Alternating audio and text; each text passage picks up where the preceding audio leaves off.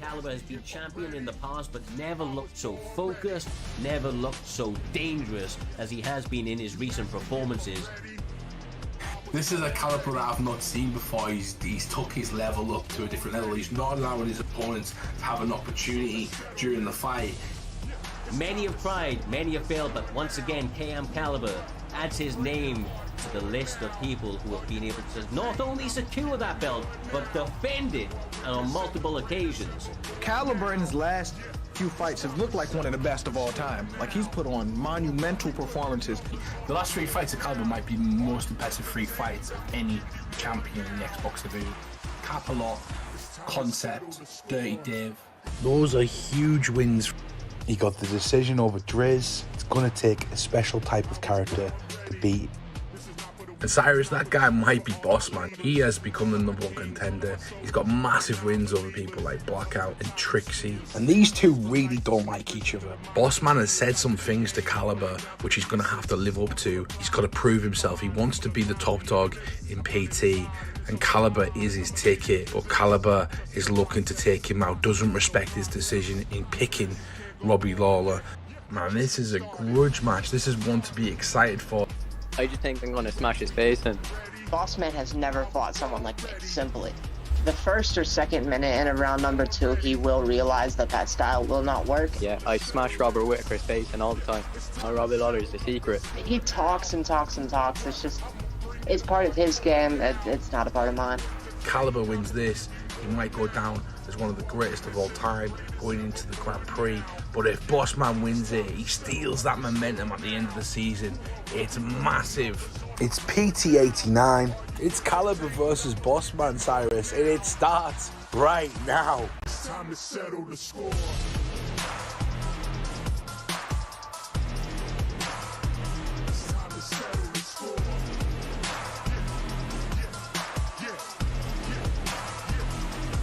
This is going to be a hell of a fight.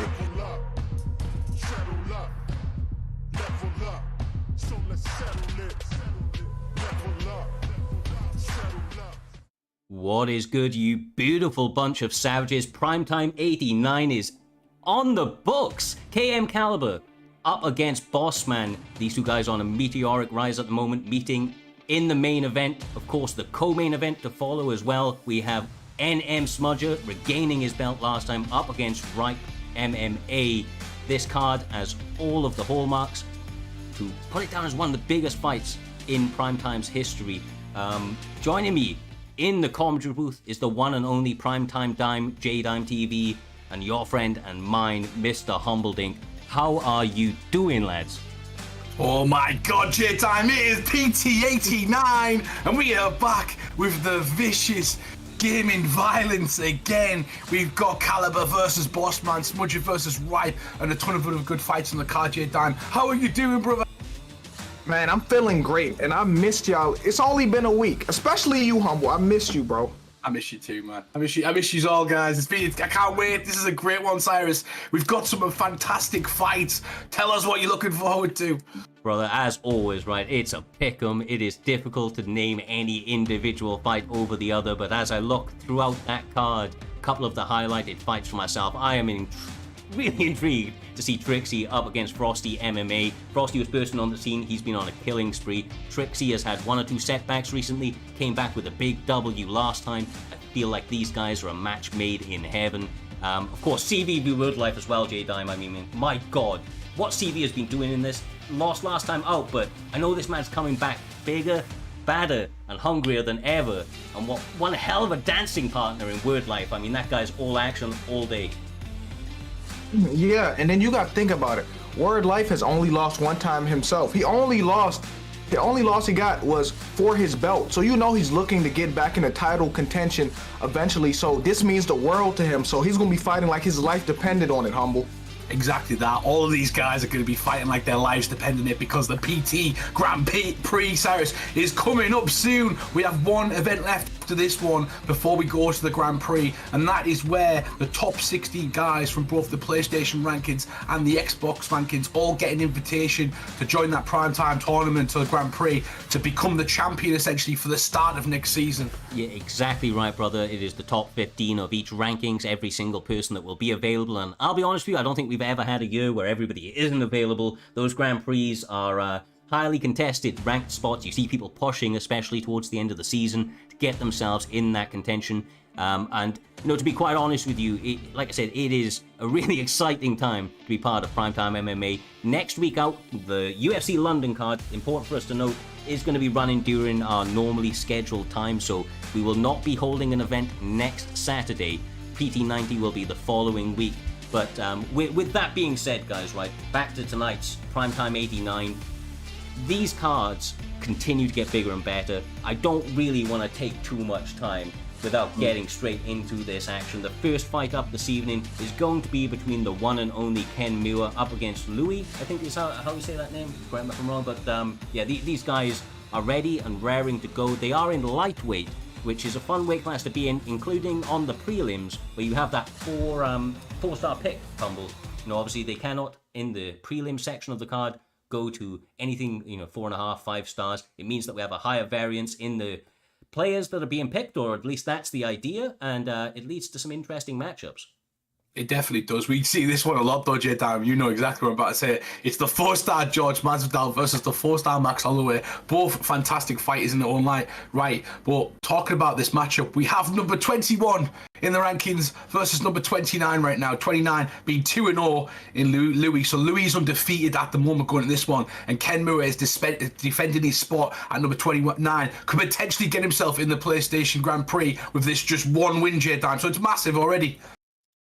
Yeah, and I think Louis has nothing to lose and everything to gain because he's ranked 29. And if he wins, he beats the ranked 21 fighter on his card. 3-0. It's only up from here. 3-0 as well. 3-0. But here we go. Cyrus meeting in the centre of the octagon. As we expect, the striking exchanges are starting to flow. The distance management is starting to happen right now. Masvidal has got Holloway on the back foot. Yeah, look, honestly, Jorge Masvidal hits so hard. He has a decent cardio as well, so he may be able to keep up with what Max Holloway brings to the table. But you know, where he really excels is in close, utilising that boxing, and it seems like Ken Muir is looking to get into that really quickly, pressuring heavily out here Jay Diamond. Up until those couple of exchanges, was having success, but Anakin looking like he's making some adjustments here. Yeah, Louis fighting really good off the back foot, and he's landed a teep kick a multiple amount of times. So I think he's just comfortable on his back foot right now, Humble. Yeah, he's picking him apart, starting to strike. He keeps landing as well when he kind of plants his feet. You'll see him plant his feet and then throw a lot more power, a lot more speed when you do that. So he's fighting, he's moving correctly. He's moving to kind of defense and firing when he's kind of like planting his feet, which is really helping him. Some body uppercuts right there from Anakin as well. He's been doing a really good job of walking to his left-hand side, getting Ken Muir to follow him, and then throwing a switch kick to punish him massively. But look at those combinations, J-Dime, from Ken Muir, landing picture perfectly, square on the chin of Anakin. Yeah, and that combo did a lot of damage. Now Max head health is a little lower, but if this fight keeps going like this is at max pace right now, Humble. Yeah, it is at max's pace, and it's he's like you talked about earlier, counter fighting really well, controlling the fight. He's doing a bit more damage, but he can turn in a dime. Cyrus, as we are aware, you know how these fights go. It takes one mistake. I'm liking what Ken Muir's doing though. He's starting to make it dirty. I always think if it's a technical fight, you kind of just getting out edged. Make it dirty, Cyrus. Throw in the mixed martial arts. Exactly right. Lovely little knee on the inside. Those attacks to the body. He's being so active with it, my man. He's giving Ken Muir a lot of problems right now. Yeah, and Ken Muir hasn't made that adjustment to when he throws the spinning back kick to the body, when he throws the spinning side kick to the body. You can sidestep that or circle to his rear side, Humble. Yeah, exactly that. And he gives you devastating damage as well. You've got to be super careful of those sidesteps because it's so easy to do. Lovely switch kick. I'm liking the shot selection from kind of both guys at the moment, more so Holloway. Yeah, look, right now, Ken Muir, okay, he's doing some great jobs with uppercuts. Uppercut has been the money shot for him. But Anakin is doing like really high intelligence things in this cage out here, J-Dam. Like I say, circling to the left, trying to make Ken Muir following him, setting up that switch kick to the body. And similarly on the other side, he's walking him to his lead hand and throwing the spin. There's a lot going on for Anakin right now, but Ken Muir with those uppercuts is keeping him honest and meaning that he can't fully open up, at least at this stage.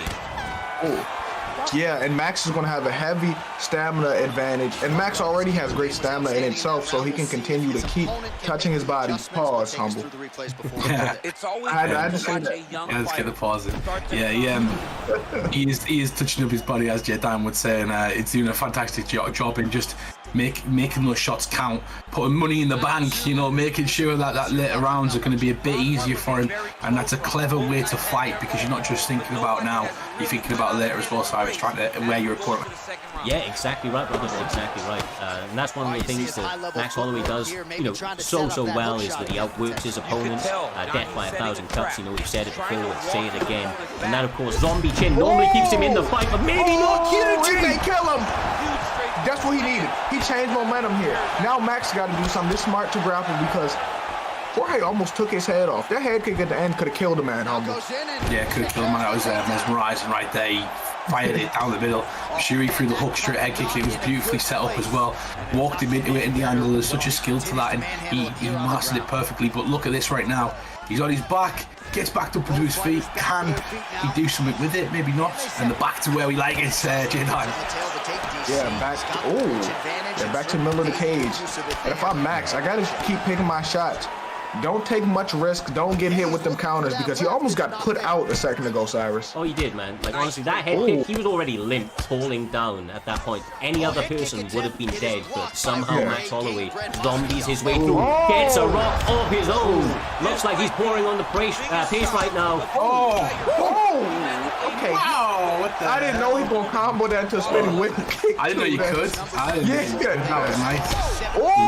Ken Muir gets the death kick and he hangs on. Louis hanging on to his record right now, and what's something I felt like he might have been in control. So this round is chaos. It is, honestly, brother. This is exactly what we expected to kick off Primetime 89. Like I said, it has all the hallmarks to be an historic card filled with firework-like fights, and these guys delivering in the opening one.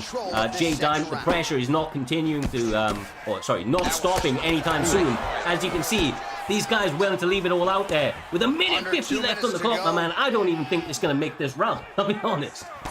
Yeah, this fight is definitely not going 3. But what I will say for Max Holloway, even though he's been put down, I like his composure. He regrouped and he's back to fighting how he's fighting. And that's it. He's got a composure back. He's made the necessary adjustments. He might have heard us. You know, he's why go chaos? You know, why go chaos in this time? Take your shots. You fire them nicely, and that's what he's doing.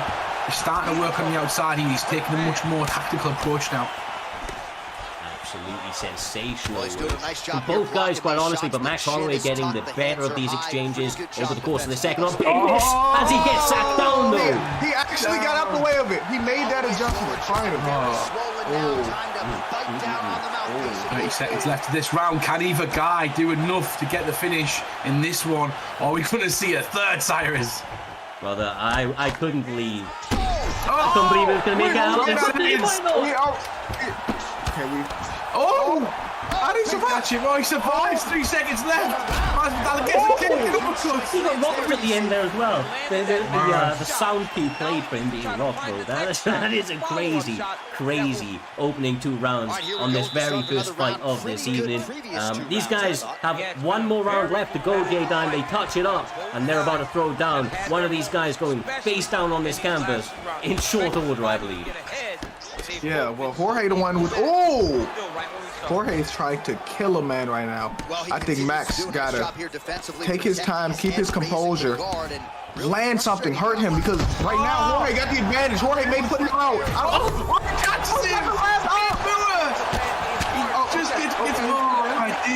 Oh my God! Hey, Max is on his deathbed right now. He needs to run. He's gone. Shotgun! Run! Dead! Is it over? Oh no! He's still alive. He is is still alive. This is just Ow. us gasping. What is this? Oh, Fight of the night. First Oh, we fight. flipped him. Guaranteed. We flipped baby. him. Oh, this is a good. I'm scared. I'm scared what's gonna happen here. And I know their heart is racing fast because it's so close. Anything can happen. One mistake can end all of this. Oh my God. Ooh. Oh, he's took his back.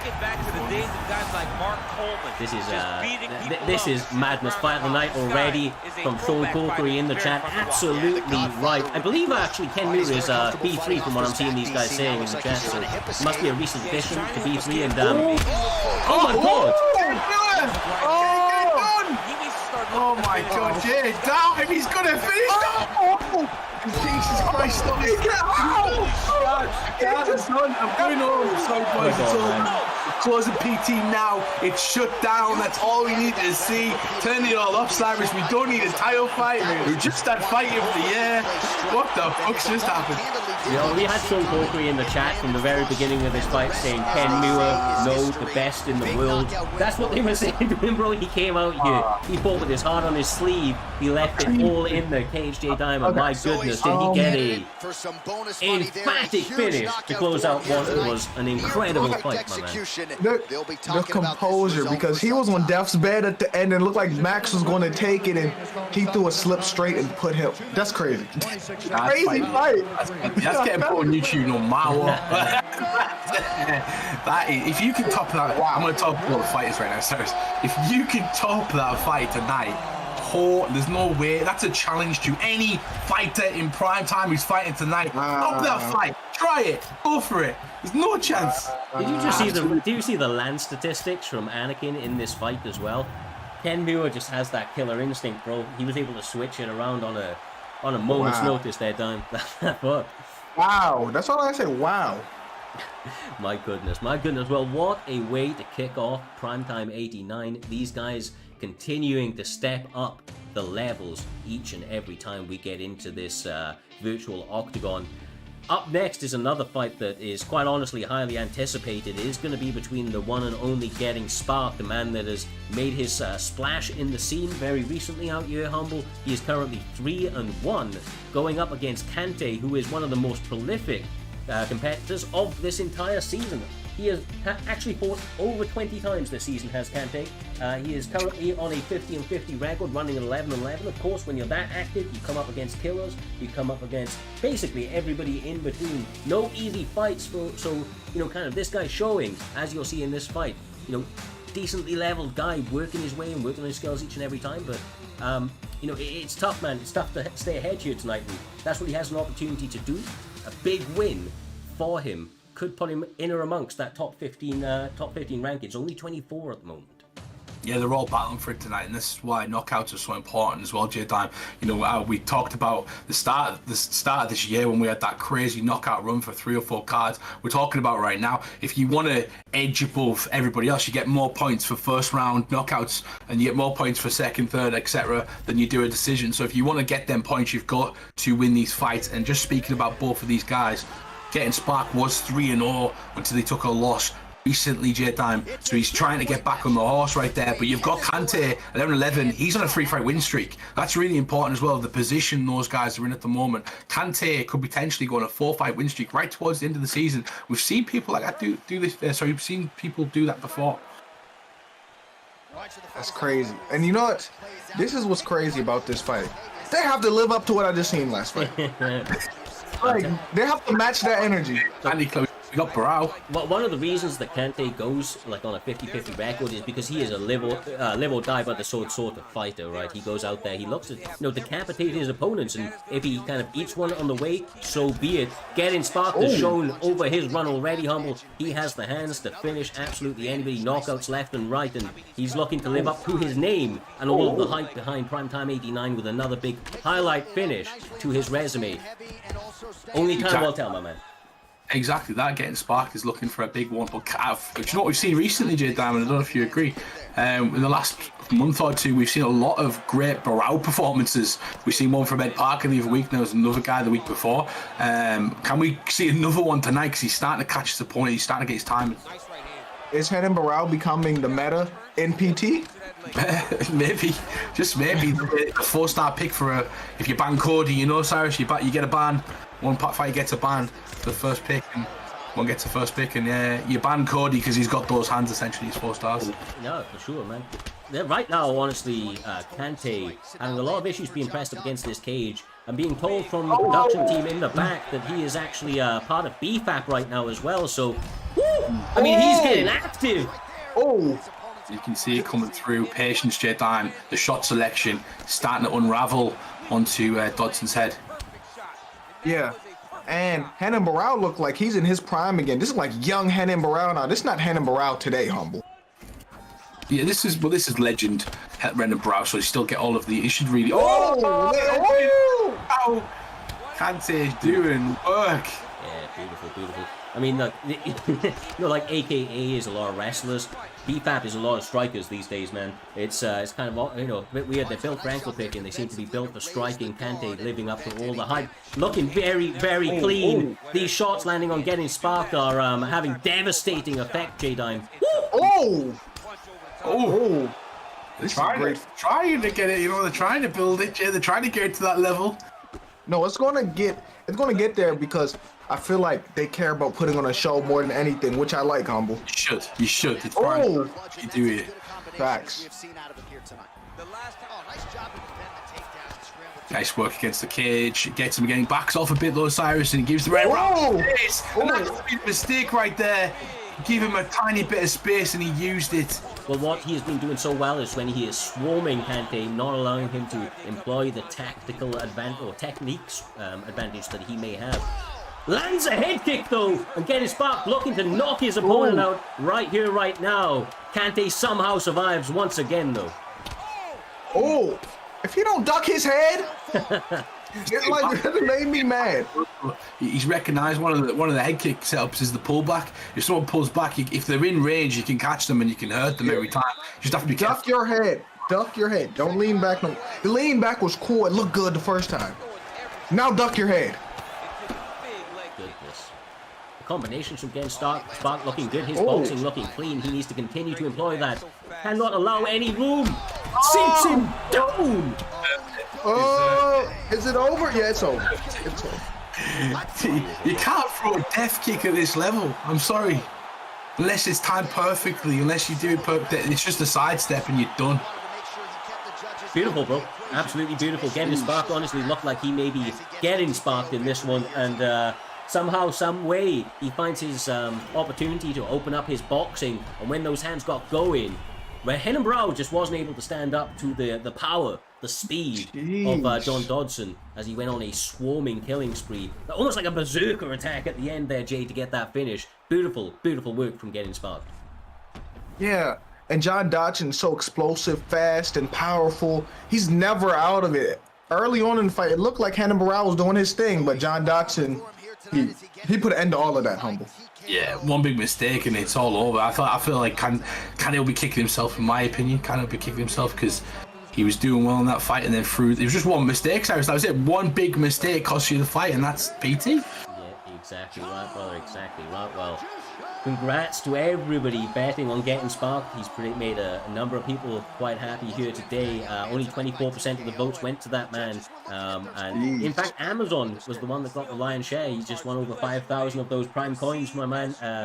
Big win. Like I said, it's you've got to know. The more you know, just like in MMA, the more you know these fighters, the more you're kind of involved in the ins and outs of how this community have worked. If you knew about Getting Sparked, you knew that he was a dangerous man, as he showed here this evening. Beautiful work. Excited to see what he can do going forward. I think that puts him as 4-1, which is a nice little spot to be in, especially towards the end of this, end of the season. I said Kante was looking to get into that top 15. Getting Sparked was ranked number 23 out here, humble, and with a win like that, going 4-1, he's probably there or thereabouts for, primetime 90. One last opportunity to get a big moment ahead of the Grand Prix, and he looks like he may be securing himself a spot, which is not bad considering that he's only been around for a month, a couple of months basically.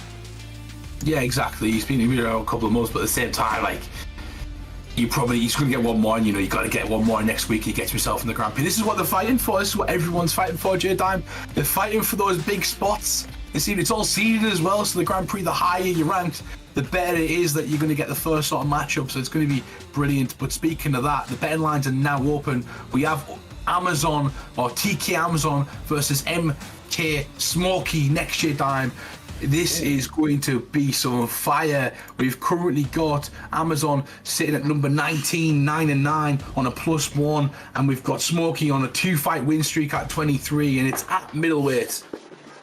Oh, this should be a good fight because I've seen a lot from Amazon this season. He's fought who's who, everybody, and I haven't seen Smokey fight in so long.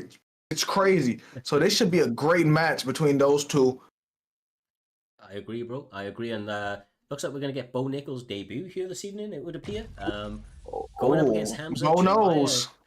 You know what we saw in the last matchup? Like I said, like a true veteran that has a lot of fights. That speaks tenfold to somebody like Amazon out here, Humble. He is, I think he has maybe like 24 fights this season, and obviously he's trying to kind of stop the new blood that's coming back. Smokey, like you say, Jack. I haven't seen him compete in some time, so opportunity for him here this evening to get a big W over somebody like Amazon, who is basically a Saturday night fighter each and every week at this stage. He always finds himself on the card because he continues to put on great performances out here. Here we go. We have the battle between two grapplers, and in the future, this may be a fight one day because I know Bo Nickal always calls out Hamzat. Like, maybe in a few years we could see this, Humble. Yeah, you got in my brain and stole my idea right there, Jay Diamond. These two guys are going to be future. So I don't see anyone beating these for a while. You know, going to be up there fighting for a title maybe in the future. Big implications. We get to see it right now. Oh my God! Of course, the Kamzat Chimaev though. The guy gets him against the fence and he's going to try to grapple him now. Let's see if we can get the first takedown. That's massive, Cyrus. It is absolutely huge. While he gets him into side control, and this is obviously a dominant position for Smokey to be in early. A little bit out there, but Bo Nickal need that guy in the dick, bro. He need that guy in the dick in that last fight. Come on, Jamie. Let it go, Cyrus. Yes, he let did. it go. Jamie, I don't let it go, bro. That was bad, bro. No matter what. Just think about it like that. It was going to happen no matter what. Well, yeah, like what was going to happen to him was inevitable. If you pull the dick knee back, he's getting taken down in the next 10, He was 20 defending well until he got kneed in the dick. That's all I'm saying. But either way, Hamza Chimaev finds himself in a great position here this evening. Yeah, that's right. I'm going to deflect now from that argument. You must have had money on Jamie Pinkett or something. Jamie Pinkett, I mean. He was like, nice work. Yeah, tries to get back to the feet. Doesn't quite get it this time and takes his back. Cyrus, you know, your boy's getting worked at the moment. How you feeling? How I feeling? God damn, man. These this is not like, you know, Bo Nickal, you know, great wrestler, but wrestlers generally, very good wrestlers, don't find themselves on bottom position very, very often. So it's interesting to see, you know, kind of what he's able to do from these positions. I've never actually used him myself. I don't know what they've rated his ground game at, you know, on bottom, but obviously Hamzat is a big guy, but especially for this weight class, and he's going to be weighing down in these positions. That sort of kind of Dagestani style that he brings is a hard thing to deal with at the best of times. And you can see the effect it's already having, Jay. Yeah, Hamzat is in his zone right now. I've never seen Bo Nickal on the bottom of his UFC career, and he's showing him just levels to this grappling, Humble. Yeah, it's Smokey as well, you know. He's fantastic grappler. He's picked a grappler, and he's just dominating the positions at the moment. Bo Nickal or not, Smokey knows what he's doing, and he's proving it right now. This is a dangerous position. This could be it. The elbow is slicing the cheek of Bo Nickal. He's going to look to scramble. Key moment here, Cyrus gets to a better position. Yeah, exactly right. Those elbows starting to really bleed through that block. Head health about halfway at this stage. Bo Nickal having all he can handle and some more going into this second round. You know, he has to be careful mentally just not to be defeated, J-Dime, because every round it's his, you know, its own, but ultimately what Smokey's done to him this round is maybe 1 or 2 strikes short of abuse, my man. Violation. Yeah. It's crazy because what he's trying to do to him, he's trying to humble Bo Nickal, because you know Bo Nickal talk a lot, and Hamzat's trying to show him that Russian, I was going to say Dagestani, but he's not Dagestani. But he's trying to show that his wrestling is better. Not just wrestling, his MMA is better, Humble. Yeah, and That's it. It's just not just about wrestling. There's a lot of jiu-jitsu positions, sambo positions, positions essentially from catch wrestling and a lot of other stuff on the ground, not just one sort of style essentially.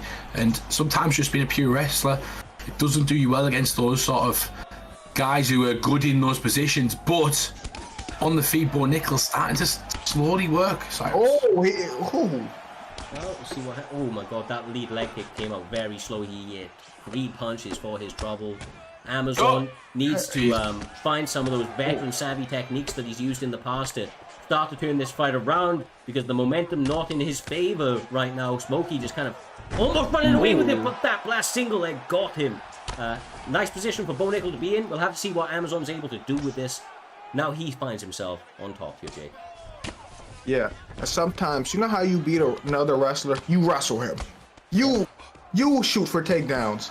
So you're the one offensively grappling, Humble. Yeah, exactly that. And the guy on top usually, doesn't matter if you're a grappler or not, it's usually the guy on top that's winning, essentially. Oh. Submissioner, expert, but maybe a mistake. Was it a mistake to stay on top against Smokey? Because now Smokey is on top and he's going to get a chance to work. He did great last round. Yeah, I mean, look, that is massively confidence building to Smokey, because, you know, not only did he have a dominant round in top control, when he found himself on bottom coming into the second round, he stayed composed and was able to reverse it very quickly. Amazon's got to start, you know, to be honest with you, if I was Amazon right now, a little bit of frustration would probably starting to be seeping. He is a veteran, he's been in these positions in the past, so I imagine he's a little bit more composed than most. You know, that activity definitely going to play into his favor, but it actually looks like they're going to go back to their feet. Oh. Smokey's doing it everywhere, Jay. Like, what the hell do you do against this guy? Yeah. Here's the thing. Bo Nickel looks a little too green to go against him. It looks like we should have kept him a prospect right now. But one moment can change the fight, so I'm not going to make fun of him like it's over, Humble. There's not much opportunity at the moment because of the way Smokey. Sorry, Smokey. He said there's no opportunity. I'm sorry. Oh, you. Oh, shit. Hey, if you lose, it's Humble's fault. No. It's Humble's fault. Okay. If he loses, it's Humble's fault. He said there's not much opportunity, and what happened? Oh my god, there was literally not much opportunity until that moment right there. And now, Bo Nickel, he wants it back to the feet. He'll have a chance, Smokey, to get some redemption, or maybe not. Yeah, Amazon does not wait for opportunity. He creates it, and so does Smokey. Finding a couple of big shots, sitting Amazon down and backing him up against that cage. This may be the beginning of the end. But that double leg kind of at least pressures him off, or gets that pressure off him for a moment. Jeez, I can't believe Humble just messed him up like that. Man. It's real. It's fucking real. Yeah, it's... You know. You know. Yeah, I do. Jesus, that was like, nothing was happening until I said that. Well. Very close in terms of significant strikes, but an additional knockdown from the blue corner, believe it or not. 1-1, boys, going into it. It's actually been a really good fight if you think about it. Technically, they've had good grappling exchanges, good stand up for the characters they've got, and it's 1-1. Any man can win this fight, and it's still on J time. Yeah, all I know is, somebody better get finished.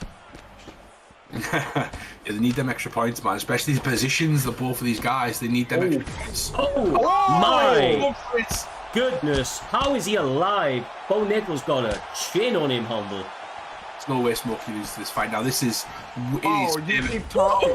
Stop talking! Humble! Stop talking! Shut up! Be quiet! Every time you say something, the opposite happens. You're ruining fights, man! Humble out here jinxing people left and right. Honestly, he's not going to lose the fight right now. Looks like I'm joking. Bro, you said he gets clipped. He is pressuring him. Oh my god, he's actually losing the fight right here. There's no way. He survives! Yay! I can't believe that. Every time he talks, something bad happens. It's like they're doing it on purpose. When you weren't in the concrete it's like you're doing this on purpose. Look, when he wasn't in the concrete room last week, he was calling everything right. Now he sits him down again. Smokey. Oh my god, Amazon! I'm sorry. They still got a head kick. Amazon's got that dog in him, man. Seriously. He's blinking as well. Like he just needs to be touched. That might be one of the most gruesome cuts on the left eye that I've seen in the game as well. Fair play. Just, he's got a big slice down the eye. Bit tentative now, Jay. Whoa! It's over. It's over, folks. Calculated striking from Hamzat Chimaev.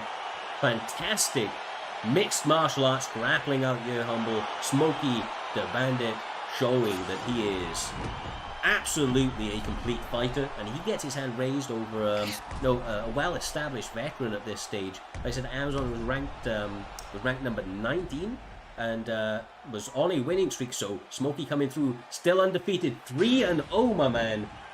What a big win! What a big win for that man. Massive win for him, and that's gonna propel him right up there. He's gonna get a big. If he signs up next week, get him a fight. You know that's gonna be a big fight, whatever it is, and potentially he's going to earn his ticket in a new sort of contender coming through the rankings on the PlayStation side as well. It's what we need, Cyrus. These guys are.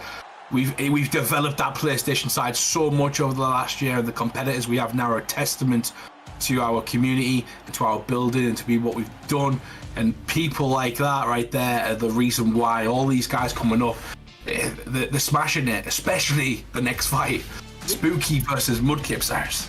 So yeah, honestly, from what I'm seeing here, I believe Spooky has got held up. Unfortunately, that fight is not as scheduled. So we have Mudkips still taking any fight, anytime. He had a fantastic performance last week out, currently on a 2-fight winning streak, and looking to go up against Koroglu. Vex's Koroglu was taking this fight on incredibly short notice, and like I said, I've said it before, Jay, I'll say it again. When you have competitors like this who are willing to step up, take any fight, it's what Primetime's all about, man. Everybody's welcome, but the best will beat the best and rise to the top. These guys living and dying by that here this evening. One of them will get their hand raised, and that opportunity favors the bold. Yeah, we need people like that that's willing to fill in on short notice. Remember when Caliber was kind of that guy at one point? Yeah. He didn't work his way up from that. I thought he was Donald Cerrone at first, but now he done took it to another level. He a champion now. And really important with this one as well, it's not just a short notice fight that's just up there, it's a 2-0 prospect.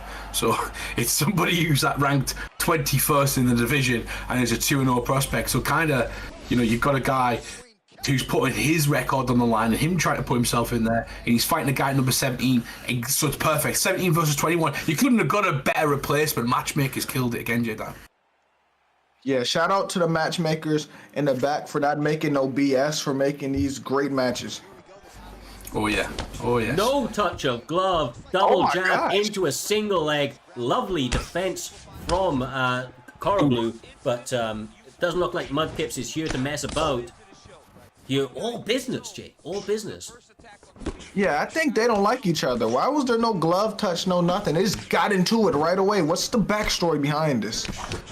I don't know. Maybe someone can tell us in the chat or the back if these two actually don't like each other or if they've been talking in the chat. But there seems to be some extra to this, Jay. Damn, you do seem correct. There's something about it. Maybe it's just the competitive nature of tonight, Cyrus, because the next two events are going to be incredibly competitive. People want to. It's basically the end of the season. You could kind of try and get a fight and punch your ticket and skip the line. Well, I do think that, like, if I remember rightly, Mudkips is just that guy, bro. Like, he doesn't want to touch your glove. He's just about that. Like, when you sign to fight him, you are the enemy. He will do absolutely everything to beat you. He is not your friend, does not want good sportsmanship. He just wants to get his hands raised at the end of this evening. However, as you were reacting there, J-Dime, Koroglu, an incredibly legitimate competitor, and he's going to make him work for everything. And you can see the effect it's already having on some of the stamina of Mudkips early in this fight. Yeah, the way the fight started off benefits Koroglu because he was draining his stamina. They were kind of in the phone booth a little bit. He can be patient with Jorge and pick his shots. Keep going to the body, Humble. Yeah, he can pick it. He can basically bait the shots as well. He's got the space, hasn't he? So he can kind of go around. I'm just want to take a quick bit of attention to that font as well, Cyrus. It's a nice bit of interesting font right there. It's not usual you see that, but people comment. What did it say? I'm trying to read. Russian. It's just Russian chat. I don't know what that is. I think it's Russian anyway. It looks like Russian characters. Lovely little reversal Honestly, I'm being very, very impressed with Coroglu right here. He's doing a really good job of not only being in this fight, but starting to work his way ahead. Because the way that Gaslam has approached it, the way that I know Mudkips fights, he normally just kind of gets into his opponent's mind and works them to pieces, kind of like a Colby Covington almost, Jay, where he like burns them over the course of a fight, like down there, cardio-wise. But look at the way that Masvidal's doing this, just all class, all composure, and working his body of his opponent so clean. Oh, yeah, but I like the way. I like the way Masvidal is fighting, the way he's conserving his stamina. He can just drain Calvin Gastelum's stamina for the rest of this round. Stop getting hit, but like, you know what I'm saying, for the rest of this round, and then he'll go into the second round with a good advantage, Humble. Yeah, that jab to the body as well as one of his main weapons. He's off. One thing that a lot of people don't realize about this game, you've got to find combinations to offset your opponent's combinations as well. When they're throwing, you have to be able to land and take away the stamina as they're throwing combinations, and that's what he's doing. He's got those shots in abundance straight down, and he's landed them at will. After the bell uppercut, but yeah, but he got to be careful because Calvin Gastelum is landing, and he is dangerous. He is, bro. He's he has really heavy hands. He has a good center of gravity due to the shorter stature. But he has obviously been very heavy on the wrestling, and it hasn't been going his way. Coroglu has been all over that. It's kind of been lights out, takedown defense. I feel like that's one of the biggest factors on why his stamina is so low. That combined with the bodywork from Vex's Coroglu. Vex is a camp name that's been around for a little while. They have some incredible fighters. We've not seen too many of them compete as actively as of recently, but as you can see right here, very, very clean when they do. Incredibly dangerous, working their opponents apart, and they do it with technical pressure, Jake. Yeah, he's breaking Calvin Gastelum down. Oh, yeah, he's trying to hurt that boy. Going body, head, just good takedown, though. Yeah, nice work from Gastelum. Loved what I seen on the feet right there from Coroglu. He was, like you said, he was going body head, but also he was using the pull counter to expect to put the uppercut, because that would be the counter to the shot. Shut up! Oh my God! Goodness. Shut up, Humble! Be quiet. Oh, he may win. It's okay. not over. You know what? Some people have like a swear jar. We're gonna have to get like a Humble or like a it might be over. It might be over. It's not over. Nah, he's got out of that one. Defense is good. But this is all playing. You got like when you're at the 50% mark before it's halfway through that second round, 7.5 minutes can be a silly amount of time when you're gassed out here, Humble. You do not want to be gassed before you even approach the midway of the fight, and that seems to be what's going on for Mudkips right now. And with these denials from Coroglu, that's only going to continue to get worse for him as Coroglu gets that lovely reversal. Veteran right there, really well made. He's gone for some mistakes though, because he's going to get taken back there, and now his stamina's going down. If he keeps doing that, Coroglu, he'll even the playing field. Mudkip just wants to stay on top. He wants to try and stay on top as much as he possibly can. Maybe see out the round, kind of swing the momentum. I can't remember if anyone got knocked down this round, J-Time, but Coroglu's moving at will. I know that Calvin Gastelum, he put him down, if I'm not mistaken, when he was jinxing people again. I think that's Ken Muir came into the chat saying, I bet Humble is the reason I got rocked so much. The chat. I'm sorry, Kevin. It's always one of us, brother. It's always one of us. But beautiful. Nah, it's not. It's Humble. When you take a break and you come back and you've come back with the virus, you know what I mean? It's just there. That stamina's a problem now. That stamina's such a problem. Yeah, he's doing like good to get the takedown still with it, but like I just don't know if that's the right approach. Like same in boxing, sometimes you need to take parts of a round off in order to be able to put yourself in a good position to still win the fight. And it looks like Coroglu has just paced himself perfectly. Has done an excellent job at kind of maintaining a particular pace. But with that being said, right now Mudkips absolutely leveling up, Jake, getting 2 quick denials, reversal, and then another denial on top. I mean, this guy, when he's zoned in, when he gets clicked into the moment, he can be very, very dangerous. He just needs that consistency. Yeah, and he needs some stamina too. It would help. It would help J-Time. That stamina would perk him up a bit. You know what I mean? Need some of that corner juice. He needs some of the secret juice that Paul Costa gets in between rounds. Yeah. That's what he needs. He needs something. or a takedown. He did okay on the ground. Like he's realized that he can win majority of the ground fighting. So I guess he's trying to. He thinks he won the last round maybe because he got a knockdown, as you guys said. I cannot remember, but I guess he's fancies himself to even the stats or the stamina on the ground because it was becoming such a problem on the feet. Oh, it still is. Yeah, and they're back to it. Coroglu's going to be able to work some of that Vex striking. Oh my, he's getting a little bit overzealous right there. He doesn't want to let it all go. Needs to continue that technical pressure that we were seeing a little bit earlier on, and that's what he's getting back to. Perfectly defensively sound, tripping his opponent, attacking the stamina even more, Jay. Just educated striking, and he's got a lot of time in this round to work. 3 minutes 40 is a long time when you're gassed like Kevin Gastelum is. Yeah, but something tells me this match isn't over. Kelvin Gastelum may still have something left right now. What's going on? What's going on? Come on, man. Don't do this to us. He's going to take some of that secret juice. That's what he's doing. Not on our end. He's paused it and he's going to edit the footage now.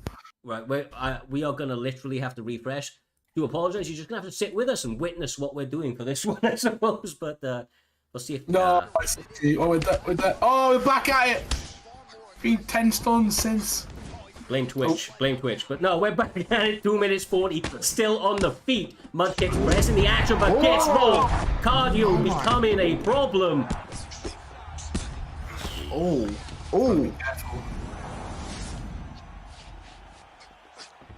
Good. That's a smart move. He needed to get back to his feet right there. Body. Dang. Look where his stamina at. Kelvin Gastelum getting punched, kicked. Gonna get hit to the bottom. We don't know what happened in that 30 seconds of rough. I know what's happening now, though. We can guess what's going to happen. We can guess what was happening. It looked like Jorge was probably in control. Yeah, this is over. Is he gonna get it? And he does! He got it! Woo! Vex Coroglu, I'm telling you, that's striking. It's a fucking problem, Humble. When they start pressing people like that, they have...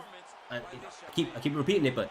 a technical pressure to the way that they fight, the way they fight, and it's a beautiful thing to behold when they're able to get that, you know, kind of striking going.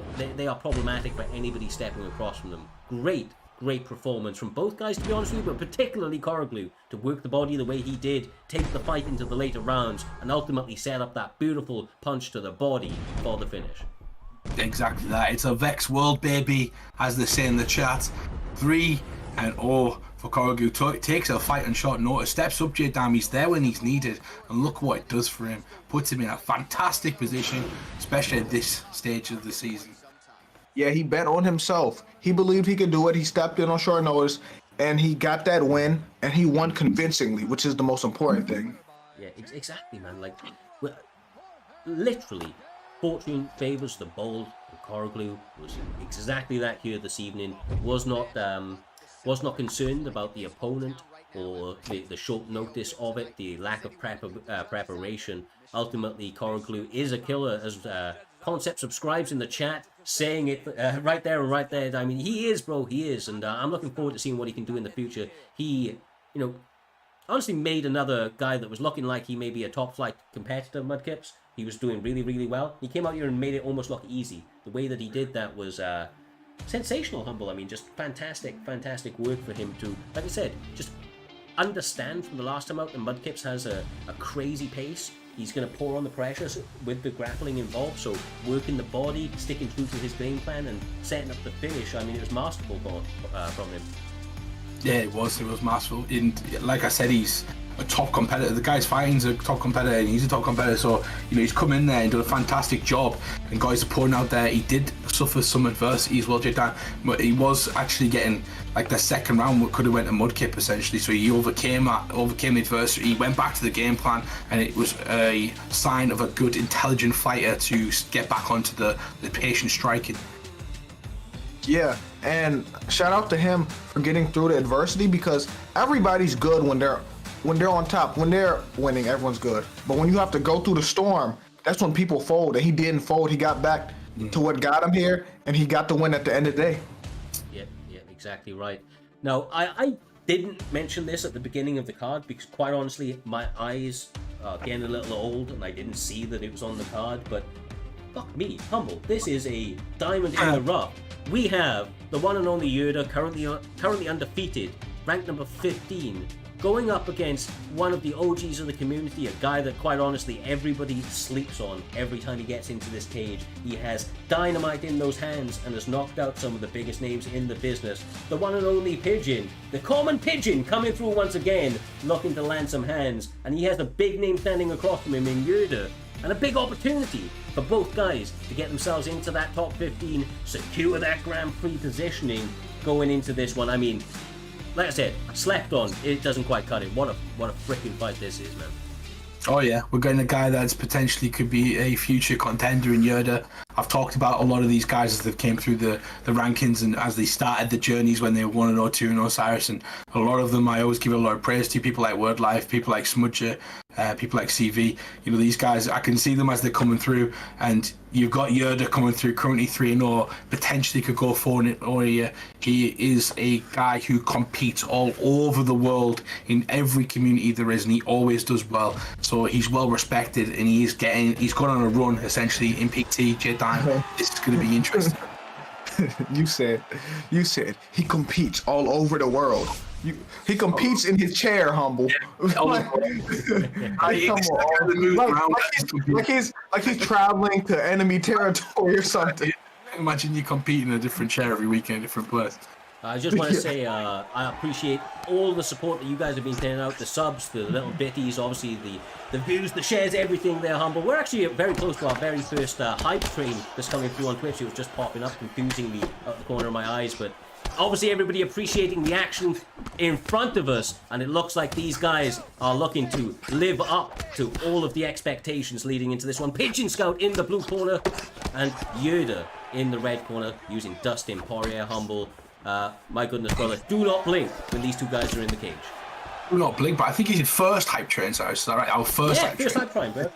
Let's 50 get him seconds out. away, 50 seconds away. Thank you so much for the support, but yeah, these two just come out like a madman. J-Time, he's trying to take his head off. He is one of those guys who trains with the likes of Ed Parker and Izzy and a lot of the guys over at CW, and I think their styles can kind of show. He's gone with Dustin Poirier. He likes to box, he likes to slip, he likes to counter. That's what he's looking for right now.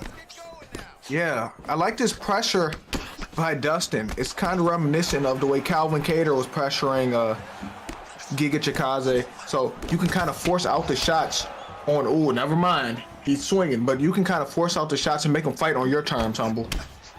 Yeah, nice work. Goes back to the body.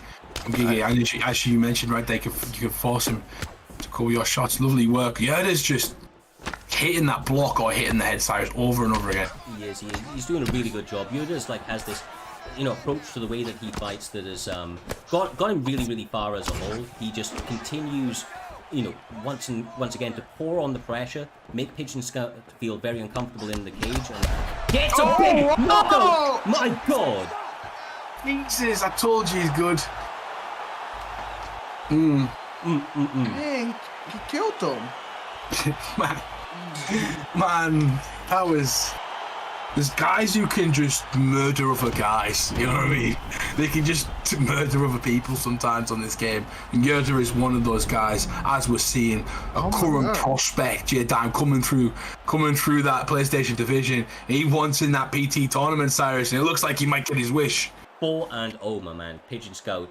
Like I said, everybody sleeps on him for the most part. He didn't get his opportunity to showcase his skills here this evening because Yoda put on a pressure that I'm sure he was probably not expecting him to walk him down, because Pigeon knows. People know that Pigeon's got some hands, man. Yoda didn't give him any respect, walked through him, and ultimately has had one of the biggest and quickest knockouts of this evening. Fair play to Yoda to once again turning up and turning out. Absolutely sensational. It marches us on beautifully, J-Dime, to the next one. This is the featured fight of the prelims. The one and only Blink, 4-1 on a 3-fight winning streak, going up against the former champion, and in the questions for one of the Xbox GOATs, it is the one and only FSK Fadinator, back bigger and better than ever, ranked number 14, currently undefeated, and looking to get himself into that top 10 with a big win over Blink here this evening. This should get good. It's crazy how the card's so stacked that we keep having Fadinator on the prelims, even though he is working his way up. And then he's going against Vex Blink. This this fight has a lot. How do I say it? This fight determines a lot in this Xbox standings right here. One of them could be on a. Oh, what the? Hey, what? Why the record like that? Okay, let me stop. It doesn't matter. But yeah, I didn't know what you were reacting to then. It caught me off guard. But yeah. Let's point to it, Cyrus. We did this about 50 PTs ago, where me and you were sat talking about one guy who was 10-0 on another guy. One guy was 20-0 guy. What happened? The other's won, bro. Yeah, it's about when the bright lights are on you. Miracle. But it's prime time. It's different. The lights are there. Obviously, it's Fadinator. There's a lot to come against. I need to talk about Fadinator because I love this. I love this about competitors, right? People who are in the community. He cares. He wants title shots. He's calling out the champion 2 fights ago. He's called out the champion. He's angry with the matchmakers. Give me my title shot. Give me my title shot. But oh my God, he's fighting that. He's fighting that battle, isn't he, to build his record at the end of PT and Cyrus. If he loses this, he might not be in the Grand Prix. Yeah. If he wins this, he's going to put himself in a good position for a good fight. Exactly right, bro. Exactly right. And Fadinator only knows one way, and that is to win. Of course, his opponent has an opportunity to, effectively beat one of the biggest names in the community, period. Fadinator is known around the scene. He comes from a well-respected camp, and quite honestly is their star standout performer. Fadinator has beat the who's who, and as you can see, he just does it with almost like it feels like a reckless abandon, but it's not. He just presses his opponent, Jay, and he sets him down. Yeah, he started off really well, and I was gonna say his opponent Vex Blink has a chance, because what if Fadinator's used to whooping his ass? So watch this. He may think he could just run through him, and then he get caught with something, and that should have probably put him down. Yeah, Fadinator will get back on the horse straight away and try to get back to it, but Fadinator is pressing the action. He's throwing the combinations right now. Nice work. Coming back, there's no joke. He's shown he can hang in there. He's still fighting on the back foot, Cyrus, which I don't think is where he wants to be, but he's landed some nice clean shots. Blink has got really good names on his resume, and he's looking to add Fadinator here this evening. But as you can see, Fadinator is more than your average fighter. He is pressing the action intelligently, backing off, utilizing range, speed and timing. And as you can see, it's like, I feel claustrophobic for Blink right now. Do you know what I mean, Jay? Because he is pressed up against that cage. He cannot breathe out here, bro. Yeah, this pressure is kind of crazy right now. Nice. How you eat that? Oh, nice knee. Yeah, this pressure is crazy. He's been on the cage this whole match. Stepping on the toe as well. If you watch his feet, you watch the footwork, he's constantly stepping on the toe. Oh my. Lovely work. He does not even punch him when he was on his way up. He was like, no, I'm getting the highlight reel finish. Stand back up so I can knock you back down. We'll have to see if that playing with his food goes against him. Fadinator so calculated, though. It looks like he's walking towards another big W, Humble. My goodness. A man possessed. Jesus. The possession is over. Bro. Yeah, honestly, it looks like Fadinator's working out some inner demons out here, bro. He's coming forward. I was personal. Mad. He's upset. Doc's fault. He's mad. No, he's that's a man. That's exactly how he should fight. That's exactly what from a champion who wants to be fighting the other guys in this killer's raw at the Xbox competition. It looks like Fadinator is going to get his chance essentially. Hopefully he fights next week as well, but he looks like he's punched his ticket 4-0. Yeah, exactly right. Damn. Fuck, man. It's good to see Fadinator back and compete. I've always loved to see this guy do his thing out here, Jay, and he continues to impress, man. He continues to impress.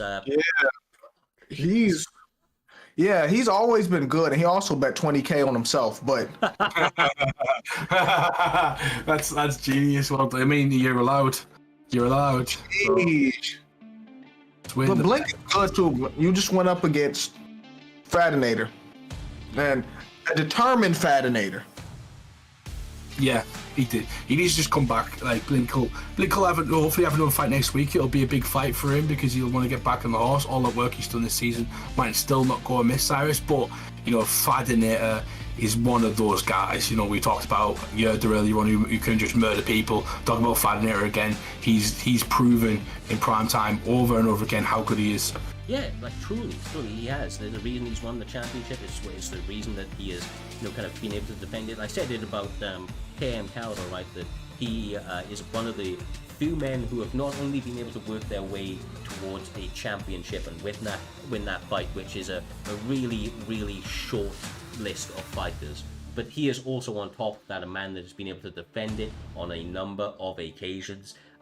That truly is the same about Fadinator. You can see why he's been a champion. He is, champ shit only out here, Jay, as he continues to get win after win to his resume. But with that all being said, fight fans around the world, we are now going back to the promo that, in case you missed it at the beginning, was brilliantly put together by the one and only Mr. Humbledink. This main event between KM Caliber and Bossman is one of the biggest fights on the Xbox division, period. Two highly contested competitors with a lot of heat and angst going into it. Without further ado, we will be back after this short promo.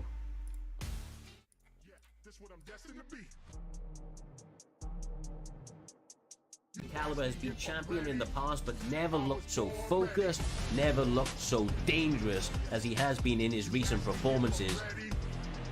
This is a Caliber that I've not seen before. He's took his level up to a different level. He's not allowing his opponents to have an opportunity during the fight.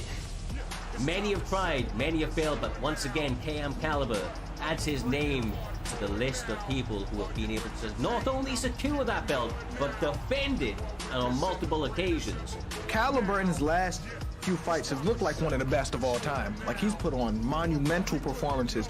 The last three fights of Caliber might be the most impressive three fights of any champion in the Xbox division. Cap a lot, Concept, Dirty Dave. Those are huge wins. He got the decision over Driz. It's going to take a special type of character to beat. And Cyrus, that guy might be Bossman. He has become the #1 contender. He's got massive wins over people like Blackout and Trixie. And these two really don't like each other. Bossman has said some things to Caliber which he's going to have to live up to. He's got to prove himself. He wants to be the top dog in PT. And Caliber is his ticket. But Caliber is looking to take him out. Doesn't respect his decision in picking Robbie Lawler. Man, this is a grudge match. This is one to be excited for. I just think I'm gonna smash his face in. Bossman has never fought someone like me, simply. The first or second minute in around number 2, he will realize that style will not work. Yeah, I smash Robert Whittaker's face in all the time. Robbie Lawler's the secret. He talks and talks and talks. It's part of his game. It's not a part of mine. Caliber wins this, he might go down as one of the greatest of all time going into the Grand Prix. But if Bossman wins it, he steals that momentum at the end of the season. It's massive. It's PT89. It's Caliber versus Bossman, Cyrus, and it starts right now. It's time to settle the score.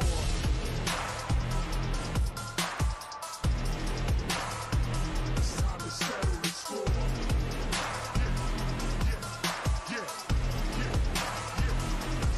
This is going to be a hell of a fight. Settle up, level up. So let's settle it.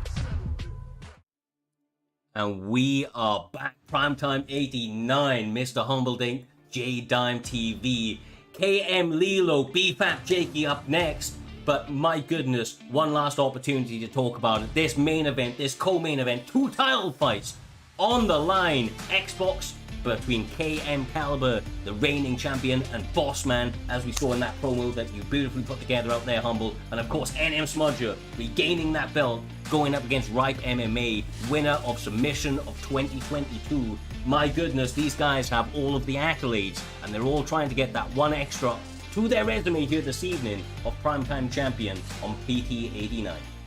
Yeah, what a fight that is at the top of the bill, J-Dime. Caliber versus Bossman, you've seen it in the promo right there. They've been talking non-stop to each other in the chat. Bossman's famous words, I'm going to smash his face in. And as you've seen, Caliber there, he's been dominant. He's on a 4-fight title win streak so far, and he's absolutely killing it. One of the most dominant champions we've had so far. What a fight. Man, Caliber has improved a lot too. Remember what I said? He used to be the Donald Cerrone of all of this. Now he's become a legitimate champion who's not just won the belt, but have defended it multiple times, Humble. Exactly that. He's defended multiple times. And speaking of defending multiple times, the man, the myth, the legend, NM Smudger, he came back last week. He got the win over CV. He has been the greatest so far in this season, without a doubt. You know, he went on that 10-fight win streak, Cyrus. 10-0 he was, and I think he went 11-0 and lost a fight, if I'm correct. But that man is a killer, and Rype MMA has got his work cut out in that one. Yeah, definitely, bro. Like, Rype MMA, he's a man that, like, genuinely low-key has, like, killer skills, man. He knocks people out left and right. His submission of the year I keep talking about was a finish the fight submission. That's why it was so beautiful. He set it up with some beautiful sequences on the feet, jumped on that submission instantly, so he can get you out of the fight no matter where that goes. But Smudger has been looking like one of the most complete fighters to ever grace the virtual octagon, and he is obviously looking to get together a couple of wins going into that Grand Prix. He came back refocused, revitalized after taking a very short break away. When he came back, man, the DMs I was getting leading up to that fight with CV were crazy. He was gunning for him. He was sending me like John Jones clips every other day, just kind of saying, I'm back, I'm gonna smash your boy, like all this, bro. And he came through and he did it.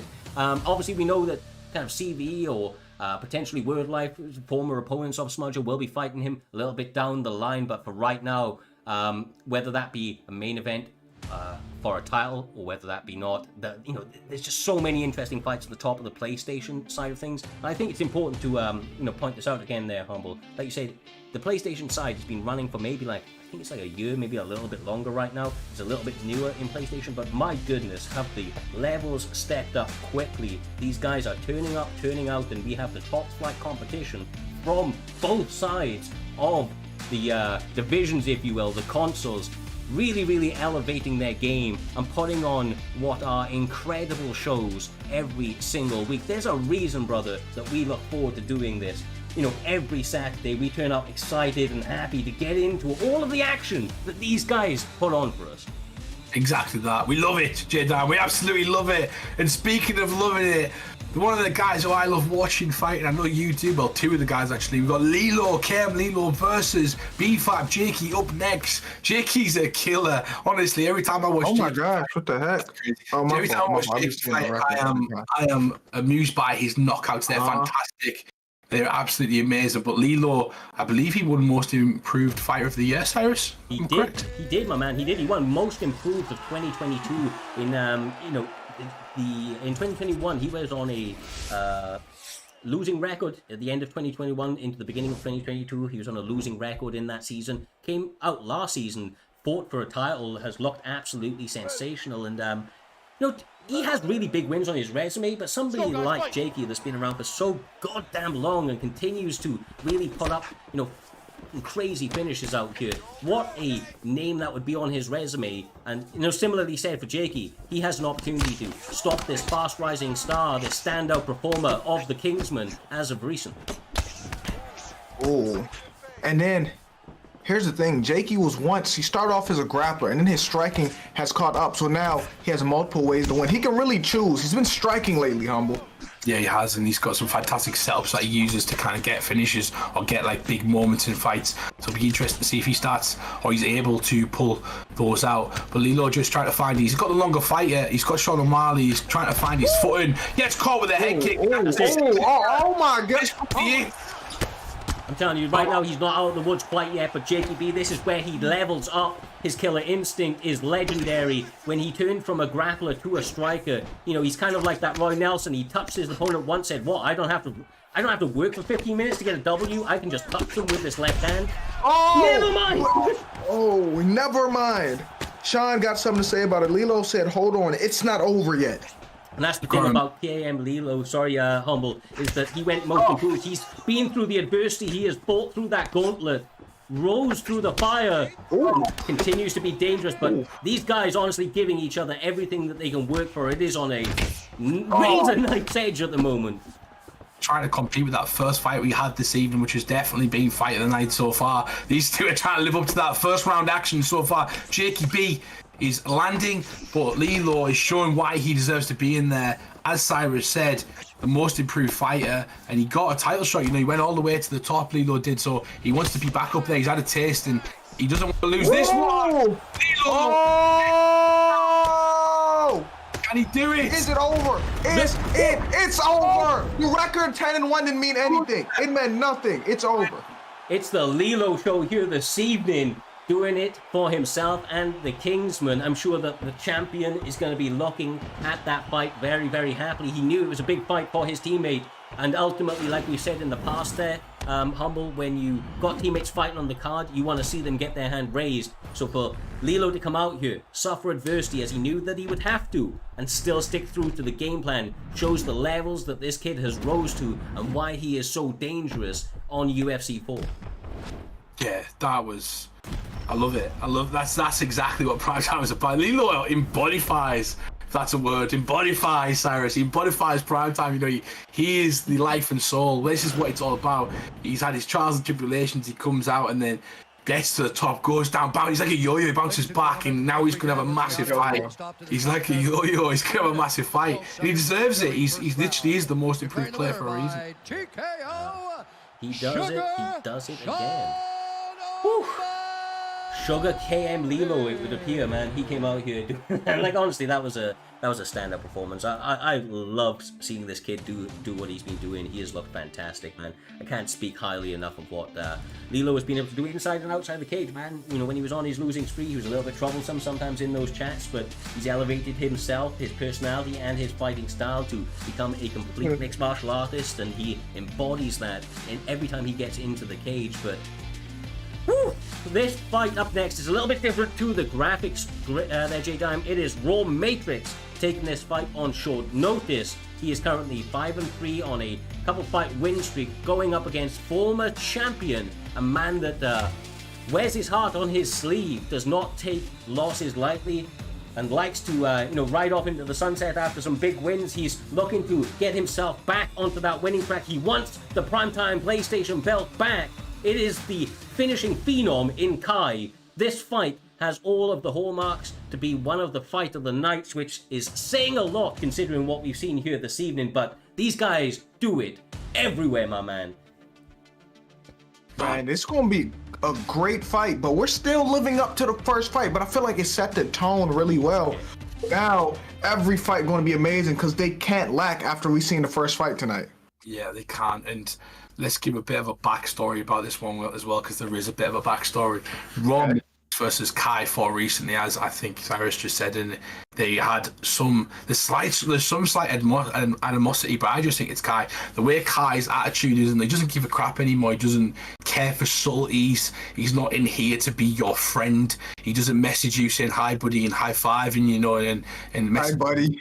And he does not give a crap. And in the chat, last time they were doing it, Raw Matrix gave him lots of respect, and Kai just said, "Shut the fuck up." And then Raw Matrix like, "Why? You know, this was just a game, and just stop being toxic." And then this week again, it's no different. Raw Matrix just being kind of nice, casual, and Kai just, you know, does not care. He said, "I sparked you last time we fought." He is competitive. You need to understand he's a competitor. He wants to win. He wants the belt back. He thinks that everyone else is beneath him, Cyrus, and that's the attitude you need to be champion. Yeah, honestly, like he has that competitive nature. Oh man, it's like it's in his veins. He could not be any different, could Kai. And like Matrix, like I said, he's a lovely guy, bro. Like in the community, he's been absolutely fantastic. He's come out and he's had great performances, some big wins to his name, and obviously he's suffered some losses in the past as well, but he has been on a killing spree as of recently, and he's trying to, like you said on the earlier fights, capture his opportunity as it's come. Fortune favors the bold, and he has a big fight ahead of him here. If he is able to get his hand raised over Kai, it puts him into the top 10. He's ranked number 14 right now. So this is a big opportunity. We've said it before, every single fight at the end of the season is absolutely vital, not just to get the W, J-Dime, to get the W in a big way. Every round that you do not get that finish, you lose about 10 points off those rankings, as you were pointing out a little bit earlier on for us there, Humble. And, you know, those extra 10 points per round make a big difference. They make a huge difference the way you find yourself in those rankings. Exactly. It's all about right. It's all about positioning. It's all putting yourself in there. The loser this one's going to suffer, and the winner is going to gain tremendously. Raw Matrix wants to get it back as well. He doesn't want to lose twice to Kai, but Kai wants to dominate as he did before and try to take Matrix to deep waters. But we'll see how this goes, because already the grappling's coming in, Jay. Yeah, but these two are sort of... Oh, personality-wise, the opposite. Kai want to talk his trash. He don't want to be friends with nobody. Oh my goodness. And Raw Matrix is cool dude. You know what I'm saying? He nice, cool with everyone. They're the complete opposite. But you know what that makes for a great fight? Exactly, and he's already been caught, Raw Matrix, with a big rock right there, and comes back with some big shots. Oh, he needs to be careful, overthinking. Oh, he's doing what is he doing? What is he doing, Humble? He's over what? Oh my! Oh, he put the match over. He ended the match, Humble. Oh my! He ended it, Humble. He ended it. Well done, Matrix, man. Well done, Matrix. Kai's not going to be happy, as you see. He wears his emotion on his sleeve, Cyrus. But that was ground and pound level Kai. Yeah, look, Kai. What happened to Kai right there is what Kai does to everybody else. He gets them rocked, he sits them down once, and he jumps on it, swarms them for that finish. Raw Matrix came in here this evening, gunning for his neck. He was at his neck from the beginning. He said, I'm going to throw combinations until one of us drops. And Kai was the first man to drop right there. He came into the chat just after it, J-Dime, and in all capitals said, I'm coming for that belt. Raw Matrix trying to get the Raw camp and his own name assigned to the PlayStation Championship within the PlayStation division in the near future. And if he can perform like that, get finishes like that, it may not be too far away. Those extra points coming his way quickly here this evening. Yeah, man. He was getting pieced up early, but he came back thanks to Humble saying what he said. 100%, bro. 100%. God damn. That was fun. That's two crazy fights, two crazy finishes so far, Cyrus. But as you said, I can see Matrix in the chat right now. Coming for the belt, he says. Oh, he's wanting that position in the Grand Prix, and he's wanting to win that belt, Cyrus. It is on. These guys have all got to fight each other again, so it's going to be crazy. It's going to be crazy. It is, bro. It is. And we do have a little bit of bad news after that fight, and that is that unfortunately the next one, Temp up against Moolah, does not appear that it will be going ahead. It would appear that Moolah is ready and raring to go. However, his opponent Temp has got basically gone missing from what I see. I mean, these guys saying that he got stuck up a tree, but he's coming off fresh off a suspension, funnily enough, and has no-showed this one, so I don't know if he was a little bit intimidated by the opponent that was stepping across from him. But you said he has no balls. That's what you said. I mean, bro.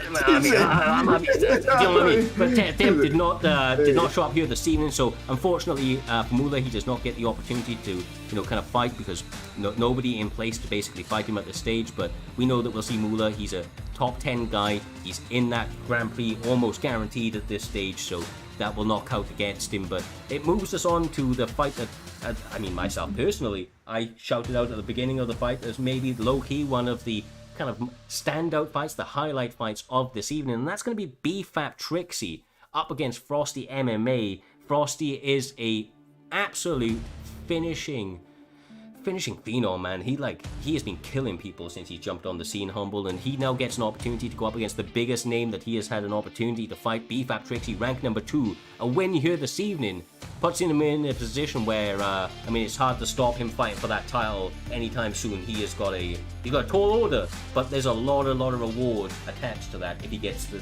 job done. Yeah, exactly that. And I've got to just quickly give a mention to Kai, because he's actually begging for the Moolah fight in the back, but he can't fight twice, unfortunately. But he's actually begging to try and save that fight. Hold on. Let me respond to that.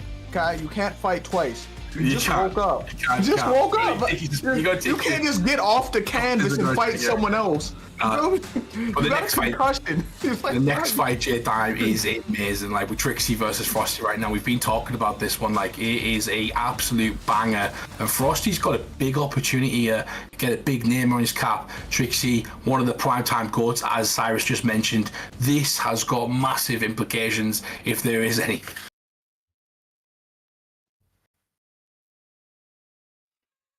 Just J laughing.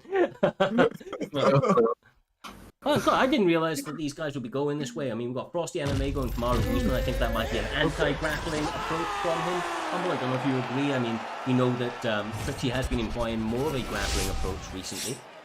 Looks like these guys are fairly familiar with each other as well, although this doesn't really play a factor into how they will perform here this evening. It is at least, a way for these guys to have some reads on each other that could potentially play out in this bout. Yeah, definitely. It's the king of adjustments as well. Your damn Trixie, you know, the guy makes constant adjustments throughout a fight. The first round's not always his best, but we'll get a good indication of how he's going to approach this.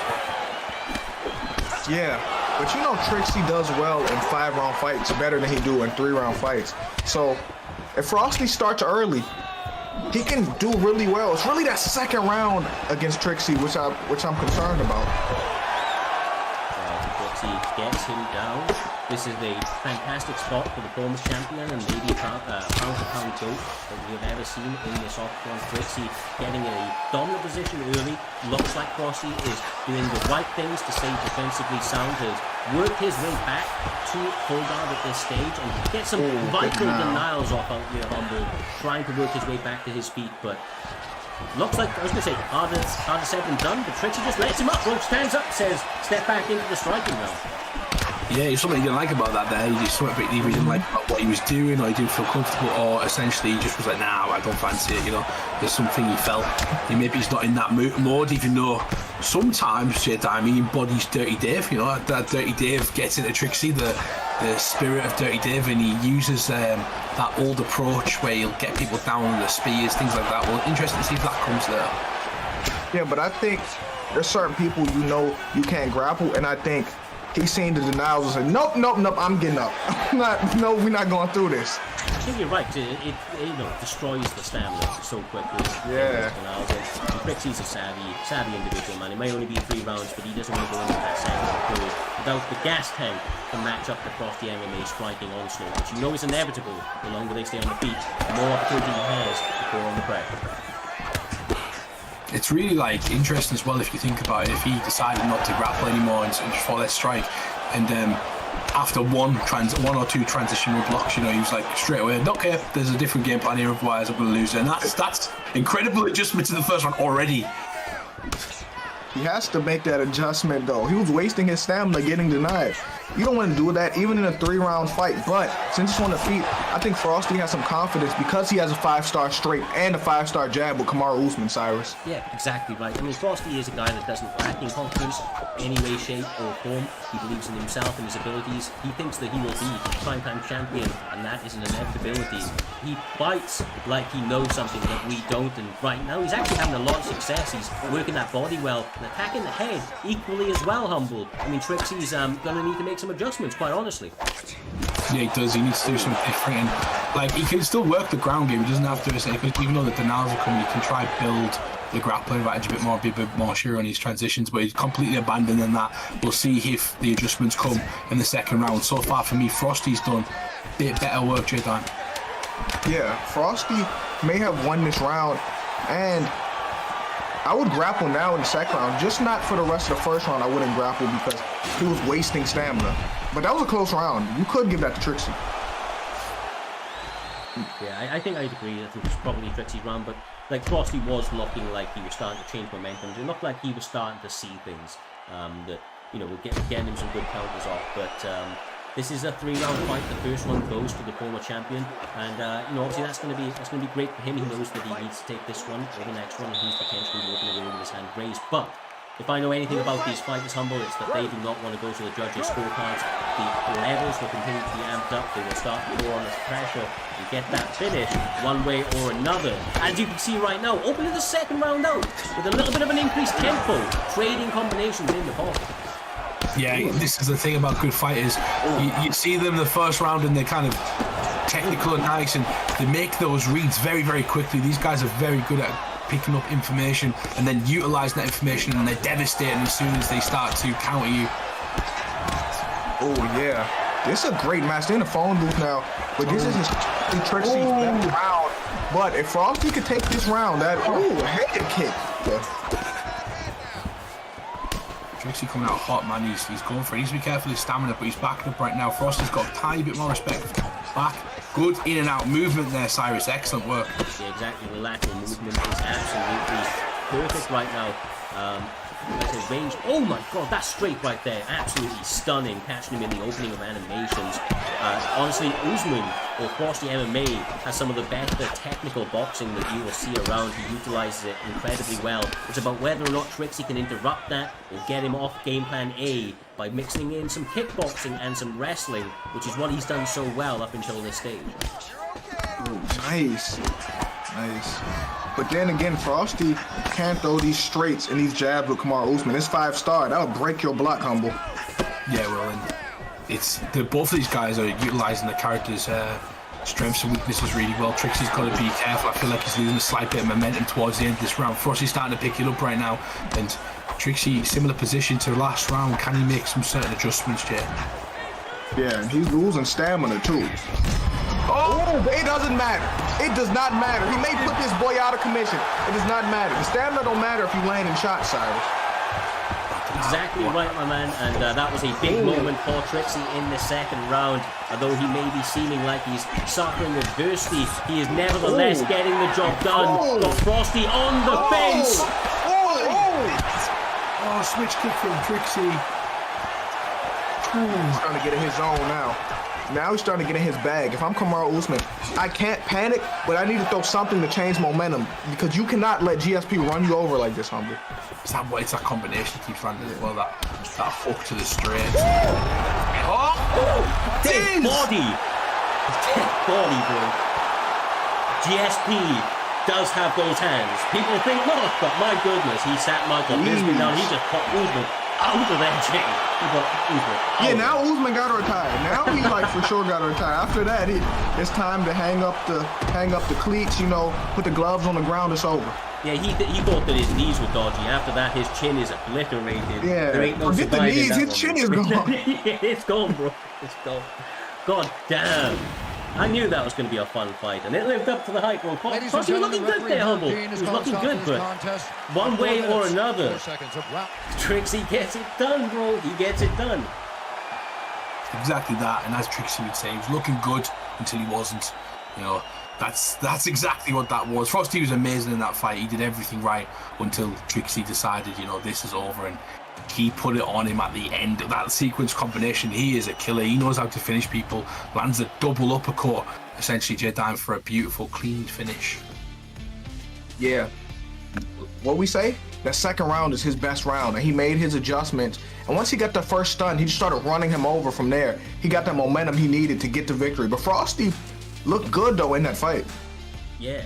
Honestly, like I said, I'm quite high on Frosty, to be quite honest with you. I feel like that guy has a bright future. I mean, this would be a big learning lesson for him, I would imagine. There's some, little things that he's going to work on so that people cannot press him in that same fashion in future. But just the way that he does it, the way he does it as a whole, is very, very impressive. I appreciate the boxing skills he brings to the cage. It's just some of the more technical and picture-perfect kind of timing on his punches there, Humble. Your guy, and UJ, that have been playing Undisputed, obviously have boxed in the past and the like, and the way that he, sets up those straights, he uses everything to interrupt his opponents and work behind his jab to set up the combinations. It's something that is a little bit underrated in a lot of competitors, and I feel like why he has so much success, and why he's honestly such a great signing for the Kingsman. I know he didn't get that job done here this evening, but he has a bright future ahead of him, and of course Trixie now definitely back on the winning track, trying to get back into that title contention, may have his opportunity in the Grand Prix in the very, very near future.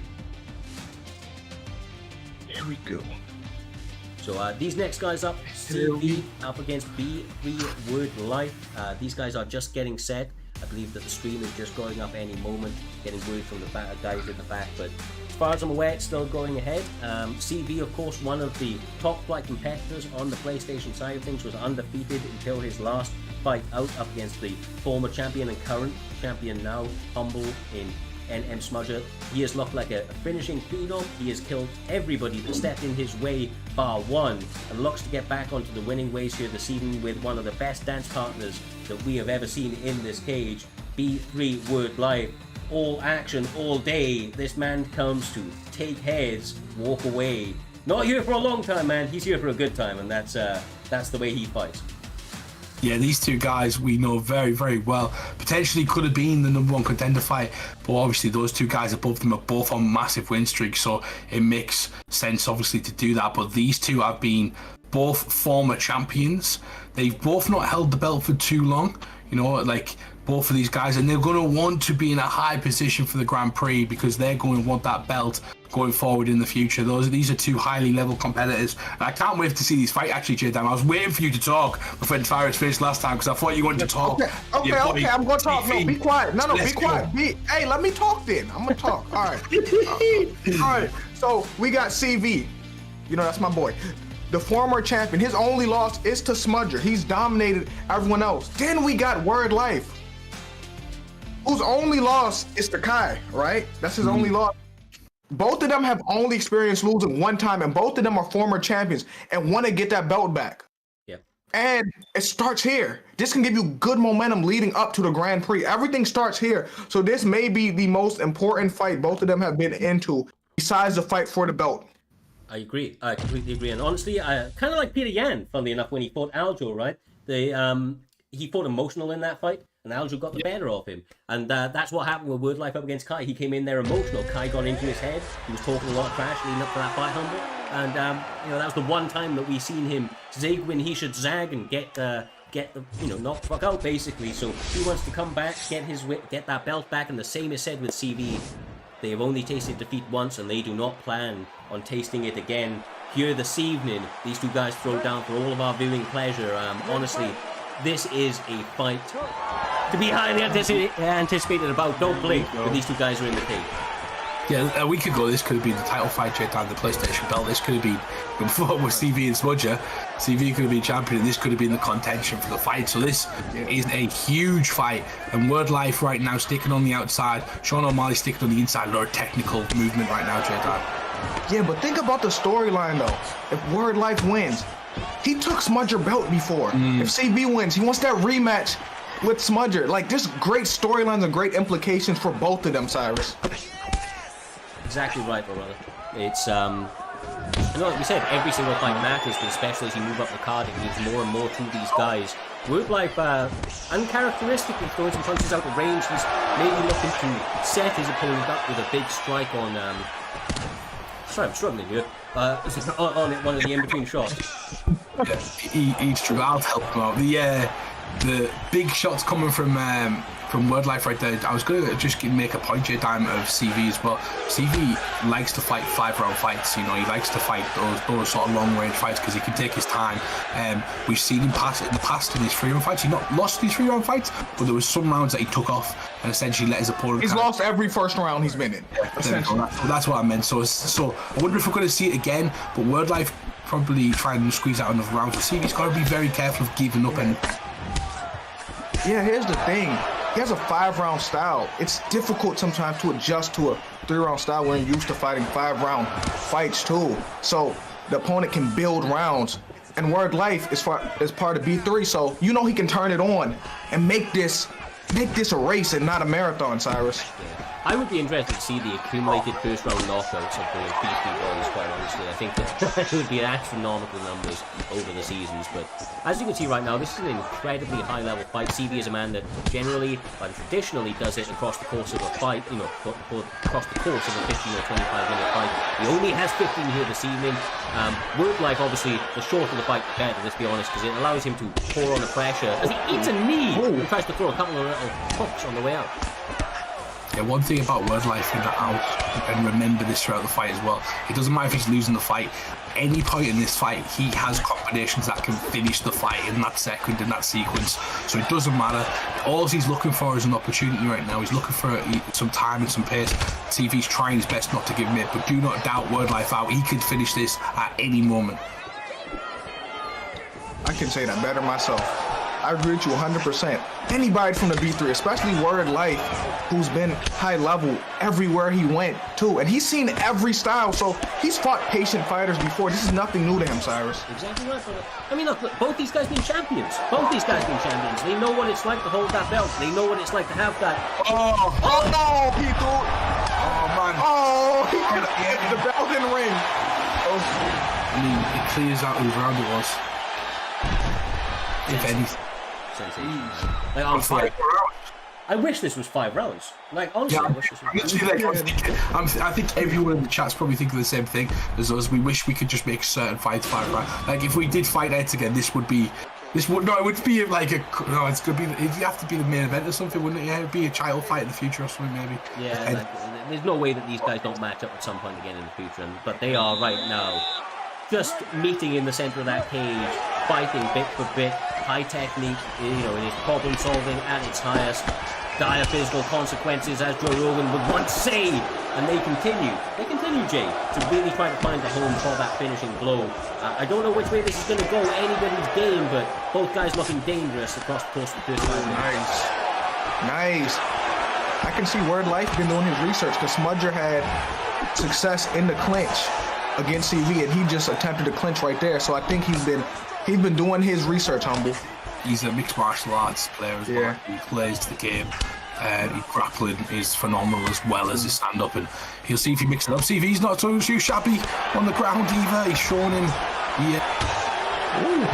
The takedown right there, Neely. Got to watch them exchanges as well. Cyrus on the break, on the exit. CV's excellent at kind of picking his shots there. Oh my God. Oh, he got it. Getting out of that mid kick, UFC. Don't let people do this next year. Not mid kick. Don't let you get. He got you. Well, he's working that left leg right now. He's actually got a switch stance out of Word Life. Intelligently so. Obviously, if CV continues to attack that, he's not going to have a solid base to work from. Will limit his ability to throw and receive kicks, but he's trying to answer back with some of his own. I just feel like CV being the longer fighter, and quite honestly, the more technical range, fighter at range, is just kind of starting to really work some of those shots and get some clean counters when he's catching Yan overextending out here, Jake. Yeah, but if you're Sean O'Malley, you got to keep using his footwork, because your block is not the best like Pewter Yan, and you know Pewter Yan is a block breaker's dream right there. He's starting to. What he's starting to do with life is he's starting to push into the pocket, and he's taking shots to give some instead of trying to counter strike on the outside, trying to land his own sorts of shots by first entering. CV's too good at moving. He's kind of faking getting in or throwing one or two, getting inside and then staying on him, trying to land some shots, but he's taking a few of those knees, the elbows, the push kicks, J-Dime. So you're seeing a bit more damage coming from CV, but the game plan of Word Life at the moment is to put the pressure on a bit. Yeah, but I think Word Life has to make it a fight. You can't let it be a kickboxing match from the outside. He has to take some. He's the shorter man to get his, Cyrus. Yeah, definitely, man. Because otherwise, for a while, he's just going to continue to work his legs, pick them apart with deeps and straight shots. And honestly, I feel like that's starting to become the case. There's 45 seconds left in this win. Honestly, it's a bit more of a reserved approach from Word Life than we've seen in the past, Humble. He's normally throwing out a bit of a higher clip. But maybe he's just trying to save it out for that third round so he can go balls to the wall for the finish. It's just the defense of CV at the moment. CV is making him whiff a lot of shots, like second or third shots. He's maybe blocking the first, then they see the second, he dodges the second. That's making him whiff on those shots, which is a higher stamina tax. So over the course of time, he keeps making him do like that, and then he's second guessing himself. He's not throwing what he wants to throw. He's tried his best to push forward in that round. He needs to switch it up massively, J-Time, but his back's against the wall right now. Yeah, but it may be 1-1 or it's 2-0. It depends how you judge that last round. Honestly, I think I'm leaning 2-0, bro. Right, like, quite honestly, Word Life seems like he's fighting emotional to me again, like he was in the Kai fight. He's getting a bit frustrated. It's affecting the way that he's fighting. He's not used to missing this much, and I feel like that's getting into, maybe the way that he's fighting. He needs to recenter. He needs the B3 boys to give him that Leon Rocky Edwards, kind of talk going into the 5th round, Humble. Because this is where it's all about, brother. He's got 4 minutes to make it happen. Yeah, he's faking a lot of shots as well. He's faking a lot of shots, which is giving CV to kind of time to reset. He's realising. He threw that one. He threw that one. No, actually. And that's what he needed. Now we're having a different discussion here. Yeah, exactly right. I mean, obviously that one big moment definitely going to go into his favour, but he needs a little bit more. He cannot rest on his laurels. He may have gotten the run, but I don't think so. A finish may be needed. He needs one of those headshot dead moments as he Beyblades once again, J-Dime. Yeah, but that's what Word Life want. Cause CV, he can't leave it in judge's hand because y'all say 2-0. It may be 1-1 going into here, and you don't want to leave it in judge's hand. Yeah, we see it in the chat the other week with Caliber's fight against Trixie. You know, people were screaming for Trixie to win that fight, and then it went through a split decision.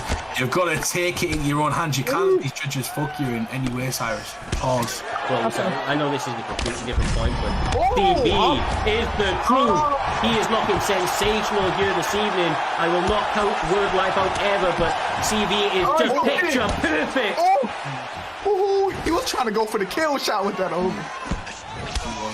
Back to the body. Good there for Word Life. One shot. Headshot. Elbow. Another up. Go for it. Oh my goodness. Hey, this is war. Oh my goodness. It may be over. It is over. He does it again.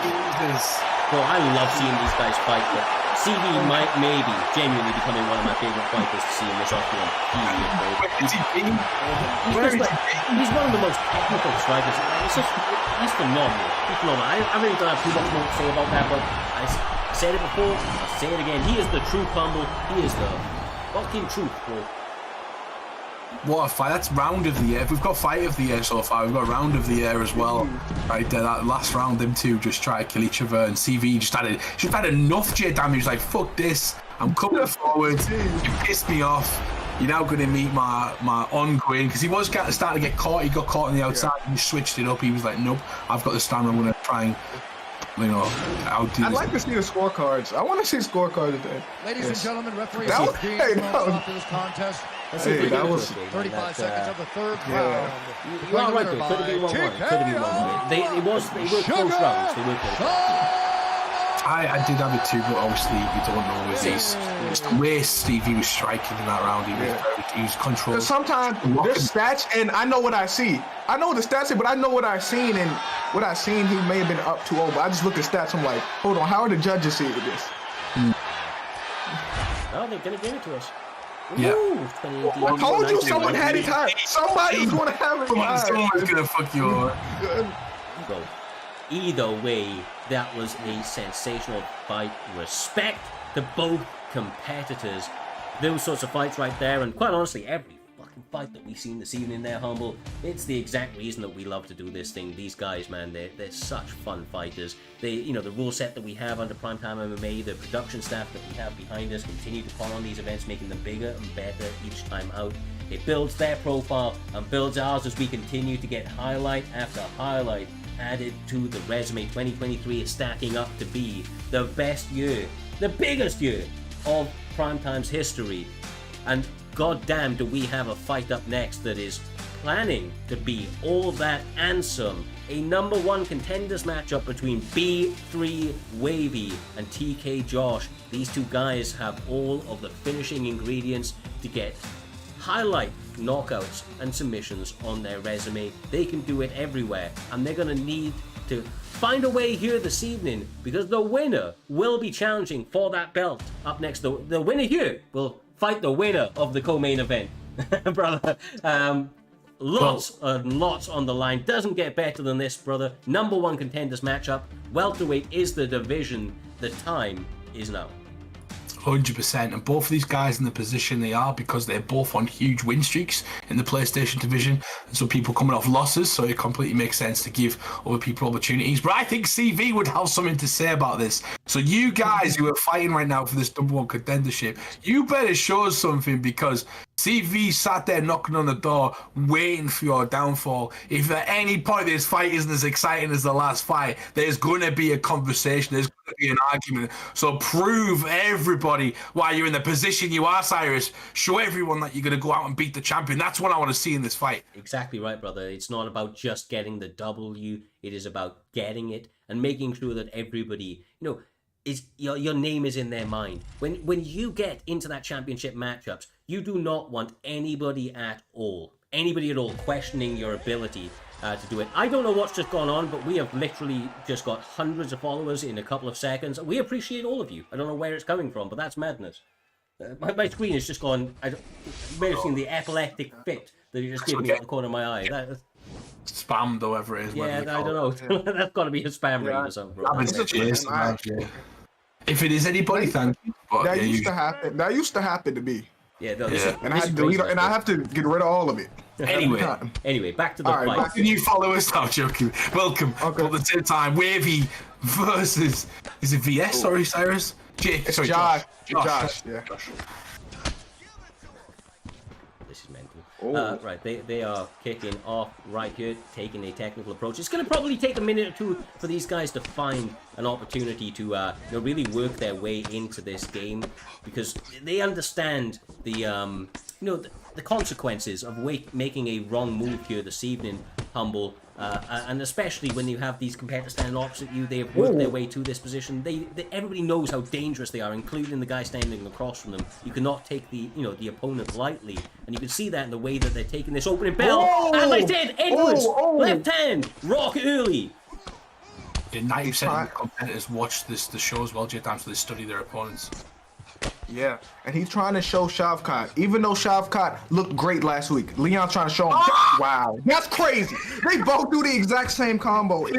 Somebody clip that, please. That's hilarious. Please clip that. That's so funny. They literally just did a dance. They're like, ta-da! Abracadabra.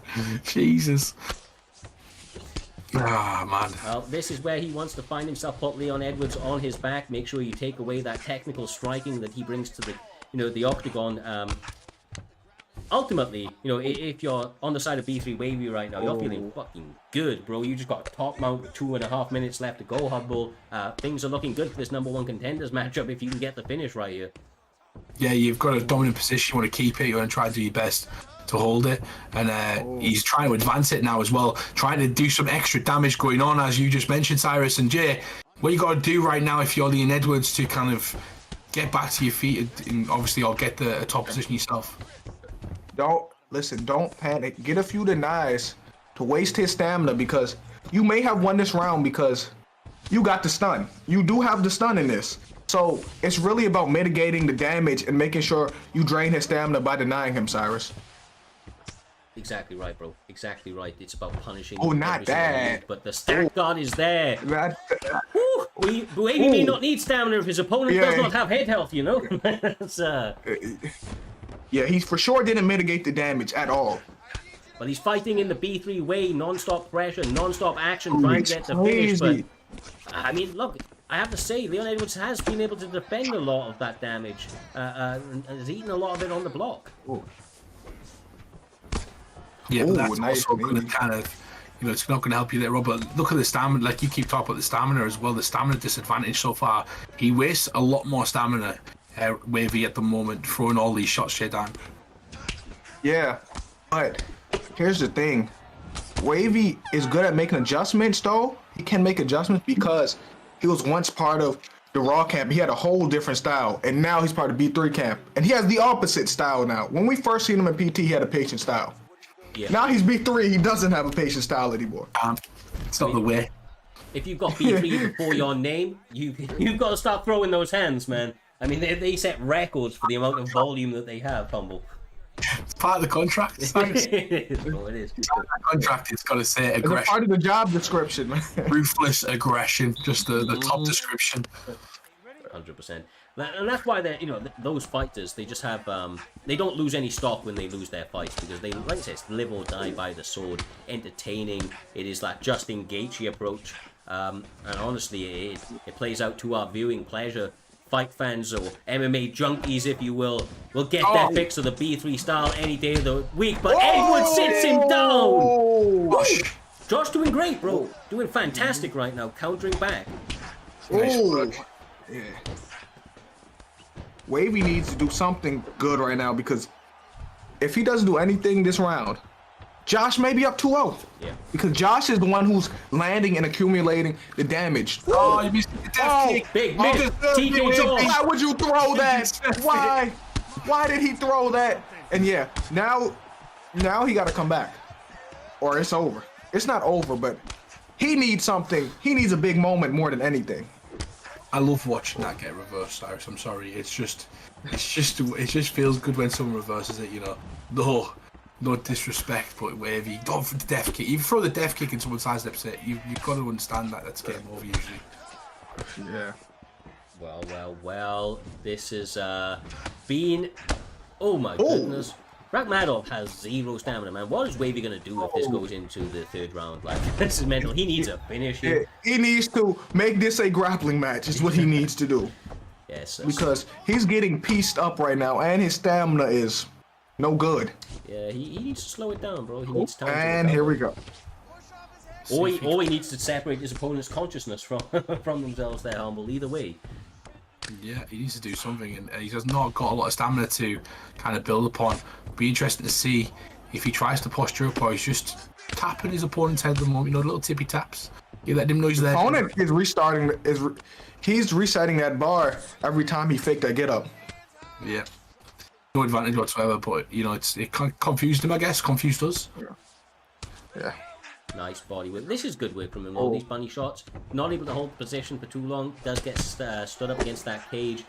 Working the knees on the inside, attacking Rachmanov's stamina even more so. You can see it's concerning for Wavy as he backs up, tries to go for massive highlight sort of techniques to try and get that finish, but that pressure is getting a little bit too much now from Josh, man. He's pouring it back on Jay. Yeah, Wavy needs to do something effective right now because Josh got the stamina, he got the damage. He has everything right now. Yeah, driving seat for Josh, doing himself and the TK boys very, very proud here this evening, answering the call against a big name and a top flight opponent. Of course, he's looking like he may be ready for that championship belt. Can he get the job done? Can he pour on the pressure, humble? I'm sure Wavy's going to have something to say about it. Oh, not the death kick, though. Again, punished for the death kick. You know, every time. Yeah, this may be.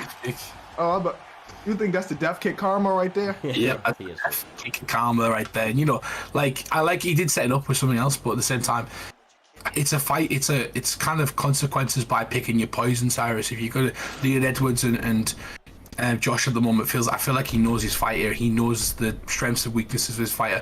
Whereas it's more experimental from the opposite section. It's more experimental from Wavy. He's throwing a lot of big, high volume moves, which are getting him countered and it's draining his stamina as well, technically. Yeah, exactly right. And like some people, this is honestly uncharacteristically kind of like. I just don't feel Wavy is using his fight IQ in this one, to be quite honest with you. You said he lost his brain this fight?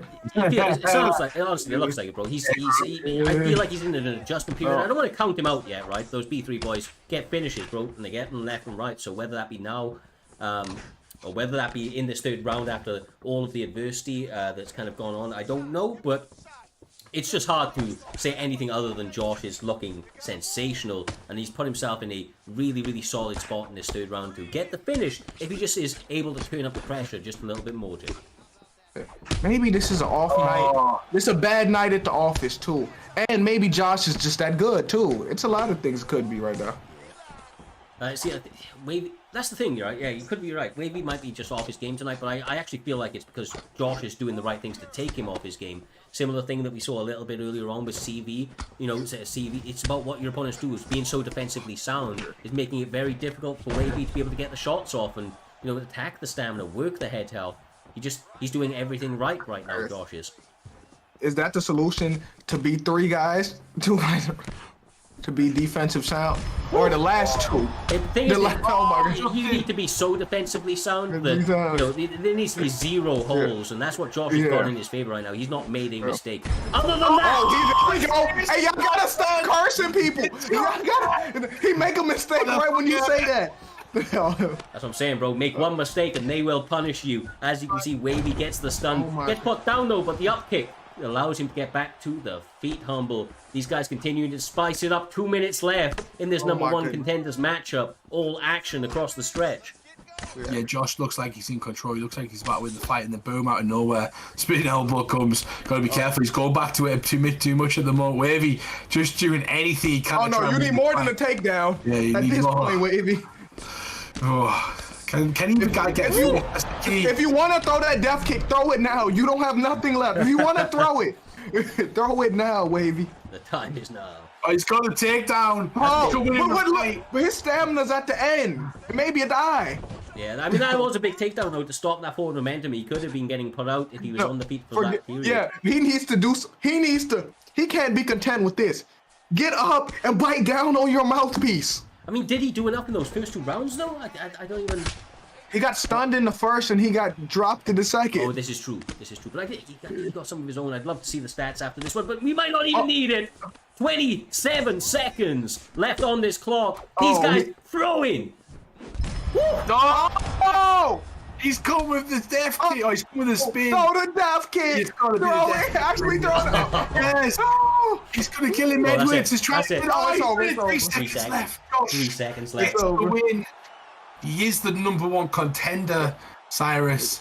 Has he done enough? Who knows? But Josh, for right now, is going to be fighting the winner of this, the next fight, essentially. Yeah. That's going to be crazy. Jeez. Brother. The TK boys get themselves an opportunity to secure that primetime gold. Next time out, primetime 90 is set to be a big one.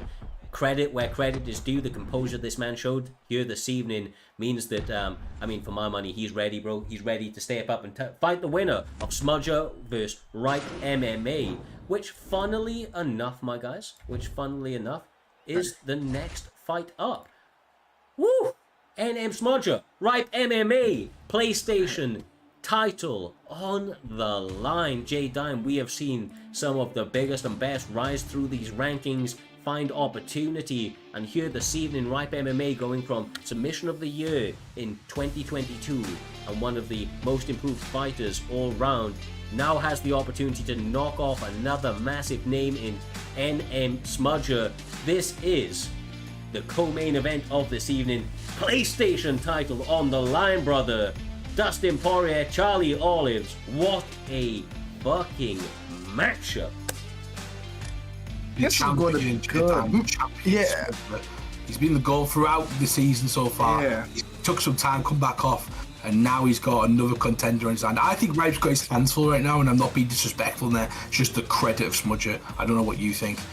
All right, here's the thing. I'm going to tell you what makes Smudger great, too. He took some L's, right? There's a few people that beat his ass, right? There's a few. Word Life did. There's a few others. But the way he came... Yeah, but the way he was able to come back... Yeah, Cole and Word Life. The way he was able to come back and still be that guy and be even better. You get me? That's how you know how great someone is. Like, once you lose and you come back and you're even better, that's how you know someone's great. Well, that's funny you say that. It's GSP, though, isn't it, right? GSP. Yeah, he beat everyone who beat him. Yeah, exactly. Yeah, exactly. John Jones, you know, like he didn't really lose, though, I guess. It's Matt Hamill. Matt Hamill has one record. Oh my goodness. You got to share, dog. We're going to get Matt Ham. We're going to say Matt Hamill counts. No, I don't think it should, but it does. It technically does. But anyway, Smudger lost to B3 Cole. He came back, fought B3 Cole, and essentially finished him. I bet he was wanting to kind of get the Word Life matchup again, so he'd beat everybody that had beat him this season and do the LGSP. But he essentially will be fighting a new contender next week, and he's got to do it right now because Rype is brilliant with these submissions. He's brilliant everywhere. I've got a feeling Smudger's going to want to shut this one out, but let's see if Rype can show why he deserves to be in this spot right now, Cyrus. Honestly, brother, I mean, anybody doubting it, yourself included, is sleeping on what Rype MMA can do.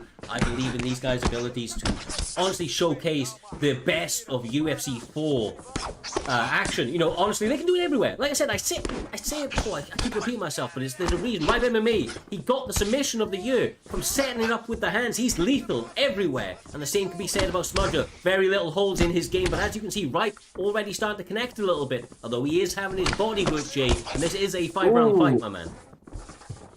Yeah, and I'm really interested because sometimes styles make fights. Rype may have had a few bumps around, a few bruises, a few losses, but styles make fights. Sometimes you just have the style to beat someone, and we're going to see if he has a style to beat Smudger Humble.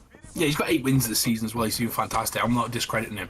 It's just the way the champion... He's discrediting you, right? He's no, it's just the champion. It's just the champion himself. Like the champion in Smudger, he's been phenomenal. And that's what you've got up. But he's already cut him, Cyrus. Yeah, I was going to say he's got a laceration above that right eye. He's throwing back low and landing on Rype's chin. Rype instantly recognizing that this guy shows that he is, meant to be here. He has the skills, he has the fight IQ, and quite clearly the technical acumen. But as you have rightly been saying over here, NM Smudger is the PlayStation GOAT for a reason. He is able to dig deep each and every time. He literally has that dog in him, bro. He is like in his chest.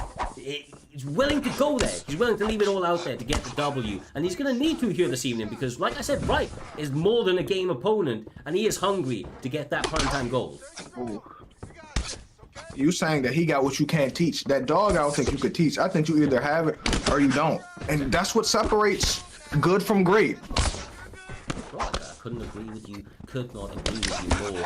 This is quite literally the pinnacle of their careers. This is the most important fight of their careers and season.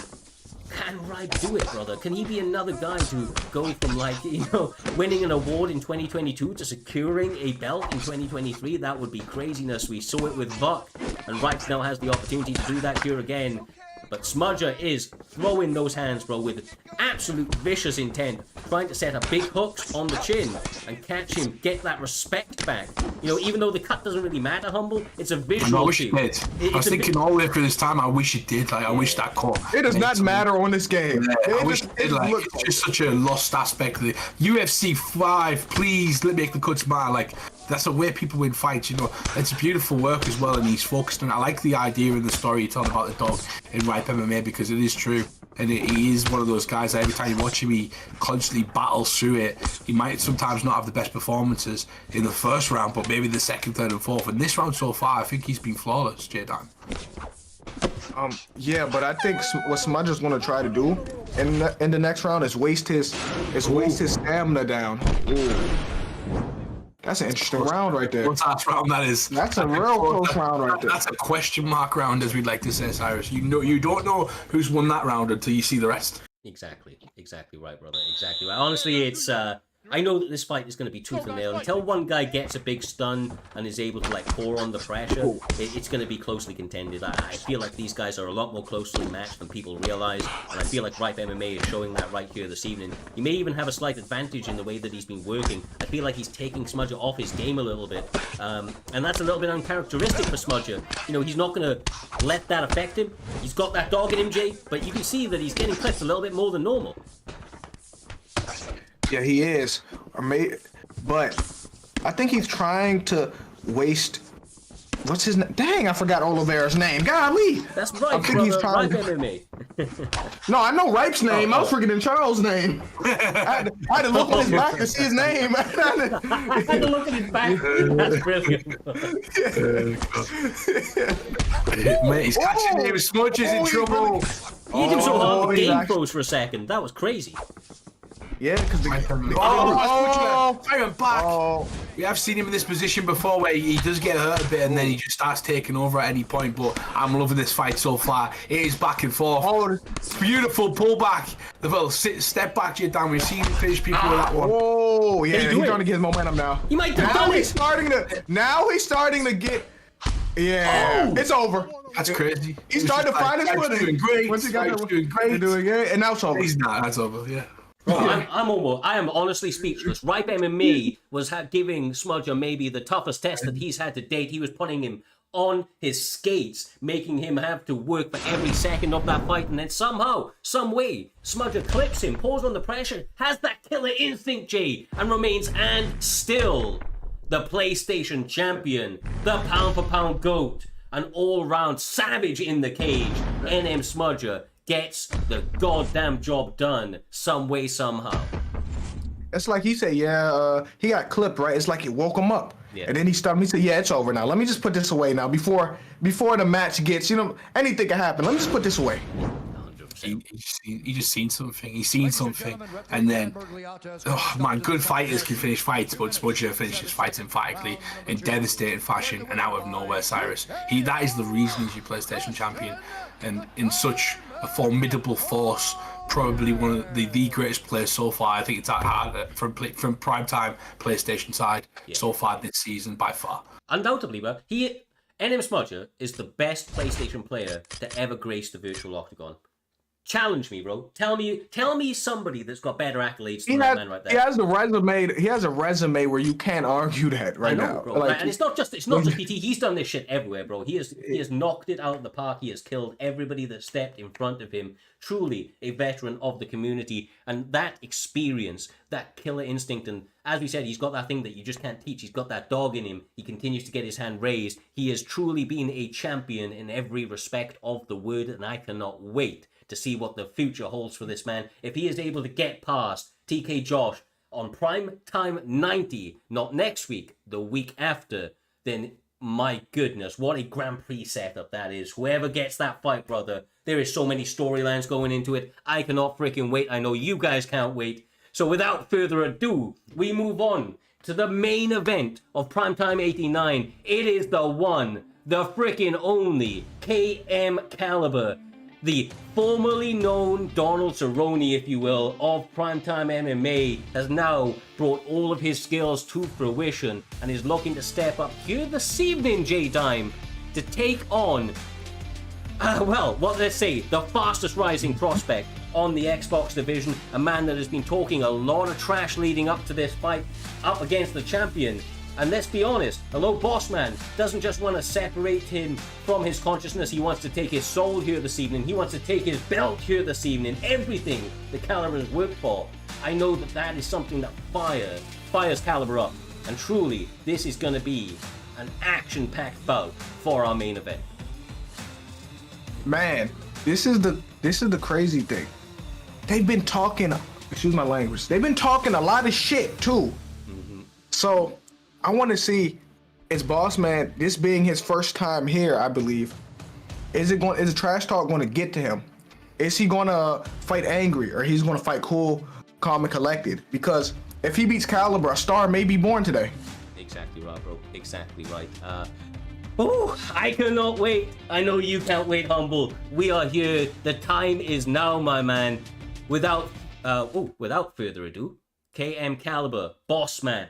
I was so excited, I jumped into it before I was ready. Do you know what I mean? Like, oh my goodness, bro. We have Robert Whittaker up against Robbie Lawler. Robbie Lawler, an unorthodox pick, but we saw it from KM Caliber in the past. He won his first ever title up against, I think it was Trixie with the Ultimate Cheetah. And now he's gone with more traditional meta picks, has really been elevating his game. And Bossman's trying to kind of live by that sort of thing. He believes he, has a secret with Robbie, I think you said, right? His Robbie Lawler's a secret. I don't know how much of a secret it's been. He's been knocking people out left and right with him. But we get to see how this one goes down right here, right now, brother. Yeah, definitely. Like the Irish phenom in Bossman, the young lad who's coming through. He mentioned, he said in the chat, they were going back and forth. He was calling him all sorts of names, telling him he was going to knock him out. And Caliber said, you've picked Robbie Lawler. I don't feel like you're confident with your pick. And he said, did you see my fight last week with Trixie? I knocked Robert Whittaker's out for fun. Robbie Lawler is the secret. That's exactly what he said. And he kept saying to me I did interviews with these guys earlier on, and he kept saying to me throughout that interview, I'm going to knock him out. I'm going to knock him out. That's all I want him to know. I'm going to knock him out. So it's very interesting. Caliber taking a much more technical approach. It's all business for him. He's fully aware that he made some mistakes last week, he said to me, with the Driz fight. And in this one, he's looking to correct that. He thinks it's going to take him out around 3 or 4, Cyrus. So it's very interesting. Yeah, well, nice takedown from KM Caliber. Now, though, I want to say, J-Dam, this is what KM Caliber does so well. He has some of the most intricately sound striking that you will ever see, as is traditional by the Kingsman. But my goodness, where he does it best is mixing in the full array of mixed martial arts, getting that level change, taking his opponents down, and making them work through every exchange. Getting a takedown against Robbie Lawler early is absolutely vital, as it works that cardio and allows him to get ahead, and if not get a finish, because, let's be honest, Robert Whittaker got submissions, got power, can knock you out and sub you out any second. Yeah, and Robbie Lawler doesn't have a threat on his ground, so this is smart. Instead of having a boxing match with Robert Whittaker, with Robbie Lawler. You put him on the ground where he's uncomfortable. This is a smart MMA, Humble. Yeah, this is Caliber's approach. As I mentioned, he said he was going to do this. He said, I'm going to make this guy kind of fight my game plan, not his. And it's going to be the second or third round. He's going to realize it's not going to work. And he's doing fantastic. Now, there's a lot of support for Bossman. There's absolutely tons of people who believe that Bossman cannot lose this fight. He said Bossman does not lose. He doesn't lose at the moment. But Caliber's doing a great job so far, Cyrus. Yes, sir. Yes, sir. I mean, brother, this is a champion level performance so far. We're only 3 minutes into the very first round of a 5-round scheduled main event championship bout. But if anything is showing us so far, it's that the challenger is sound defensively. However, the champion is, there's levels on the map, bro. There's levels, and right now he is riding out these positions very, very cleanly. Actually have one of the best grapplers, kind of on the game period. Let there be light in the chat saying, seeing some of these elite players implement world-class grappling makes me smile. And it makes me smile as well over here, Humble. It makes me smile as well, brother. Yeah, shout out to Let There Be Light, man. I hope he's still streaming well, but yeah. Fantastic comment right there, and truth. The grappling, our performers all around the top of the last Saturdays we've done since January have been absolutely brilliant every single week, Cyrus, and this is what it all leads to. The main event of each card, Caliber versus Bossman. Bossman back on his feet, J-Dime. He's going to get going. He needs to get this round out of his mind though so far, or try and end it, maybe with something to steal it. Yeah, he can steal this round with 20 seconds left, but I wouldn't take that risk.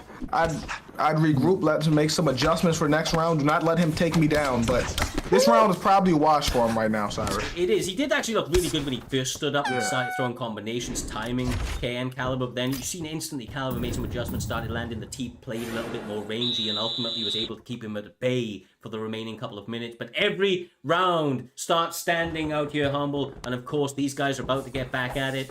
Not that KM Caliber isn't going to shy away from the striking, but definitely mixing in that grappling is vital if you want to stop Bossman landing those crazy-ass hands that quite clearly have those death touch in them. He just puts people out for fun, bro.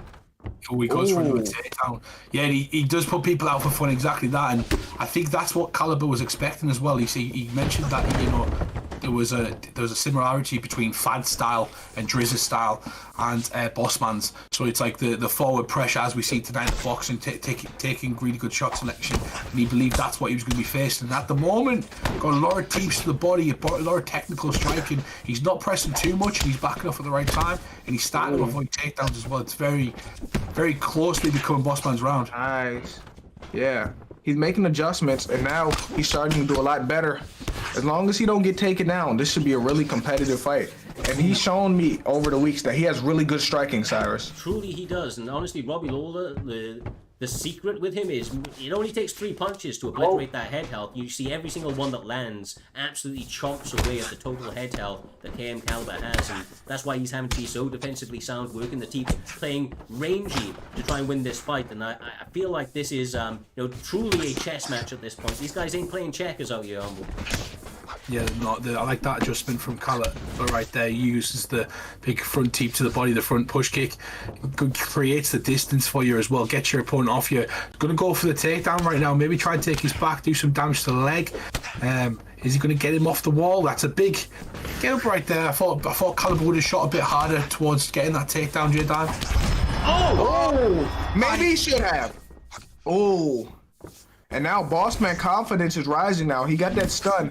This is his round right now. So now his momentum is crazy right now, Cyrus. It truly is, and if I know anything about Bossman, it's that he thrives in these moments when he gets an advantage, when he starts to pick his opponents apart on the feet. You can see the confidence oozing out of the man, and that's why KM Caliber has to stay composed, caught the kick, and is trying to work his way back into a takedown sort of setup. You can feel it, ultimately on the feet. Bossman has advantages that he is working very, very well at this stage out here, almost. He is, but his stamina's kind of depleted quite quickly, and he's got a fighter that's got a bit of a worse attribute, so he's got to be very careful, because I've seen Caliber do it in the past. He'll take rounds off to try and win later on, like 4th and 5th round if he has to. He is a championship mentality fighter. He uses his tactics through the full 5 rounds. But at this moment, I know it's not the right game. Like, I know it's not going to plan, because he did say that in the 2nd round, Bossman will know that it's not going to work. No, he won't. He won't know. No, he just put him out. We have a new champion, guys. He put him out. I'm going to knock him out, Cyrus, he said, over and over again. That's all he's told me. All with 5 minutes of an interview, just telling me he's going to knock him out. And the chat explodes. And new Bossman gets the victory. What a fucking finish, my man. We apologize for any offensive language you have heard during this broadcast, but these guys have brought it out because sometimes just a celebration isn't enough. What a finish from Bossman. Like, I'll be straight up with you. I knew Bossman was game. I knew he was a dangerous threat, but I thought this fight was going into those championship rounds. I didn't see it happening any other way. Bossman had that secret Robbie Lawler pick. He took his belt. He took his soul in this one. I want to see Caliber back. I know he's a guy that goes back, watches footage, makes adjustments, and he will come back stronger than ever. But for right now, a new era starts at the end of the season, and Dime, that bloody era seems to be Bossman's era. I mean, what do you say about that performance, brother? Fuck. That was beautiful. After the first round, he made his adjustments. He was denying the takedowns, and he put him away with that uppercut. There's nothing more I could say. And new.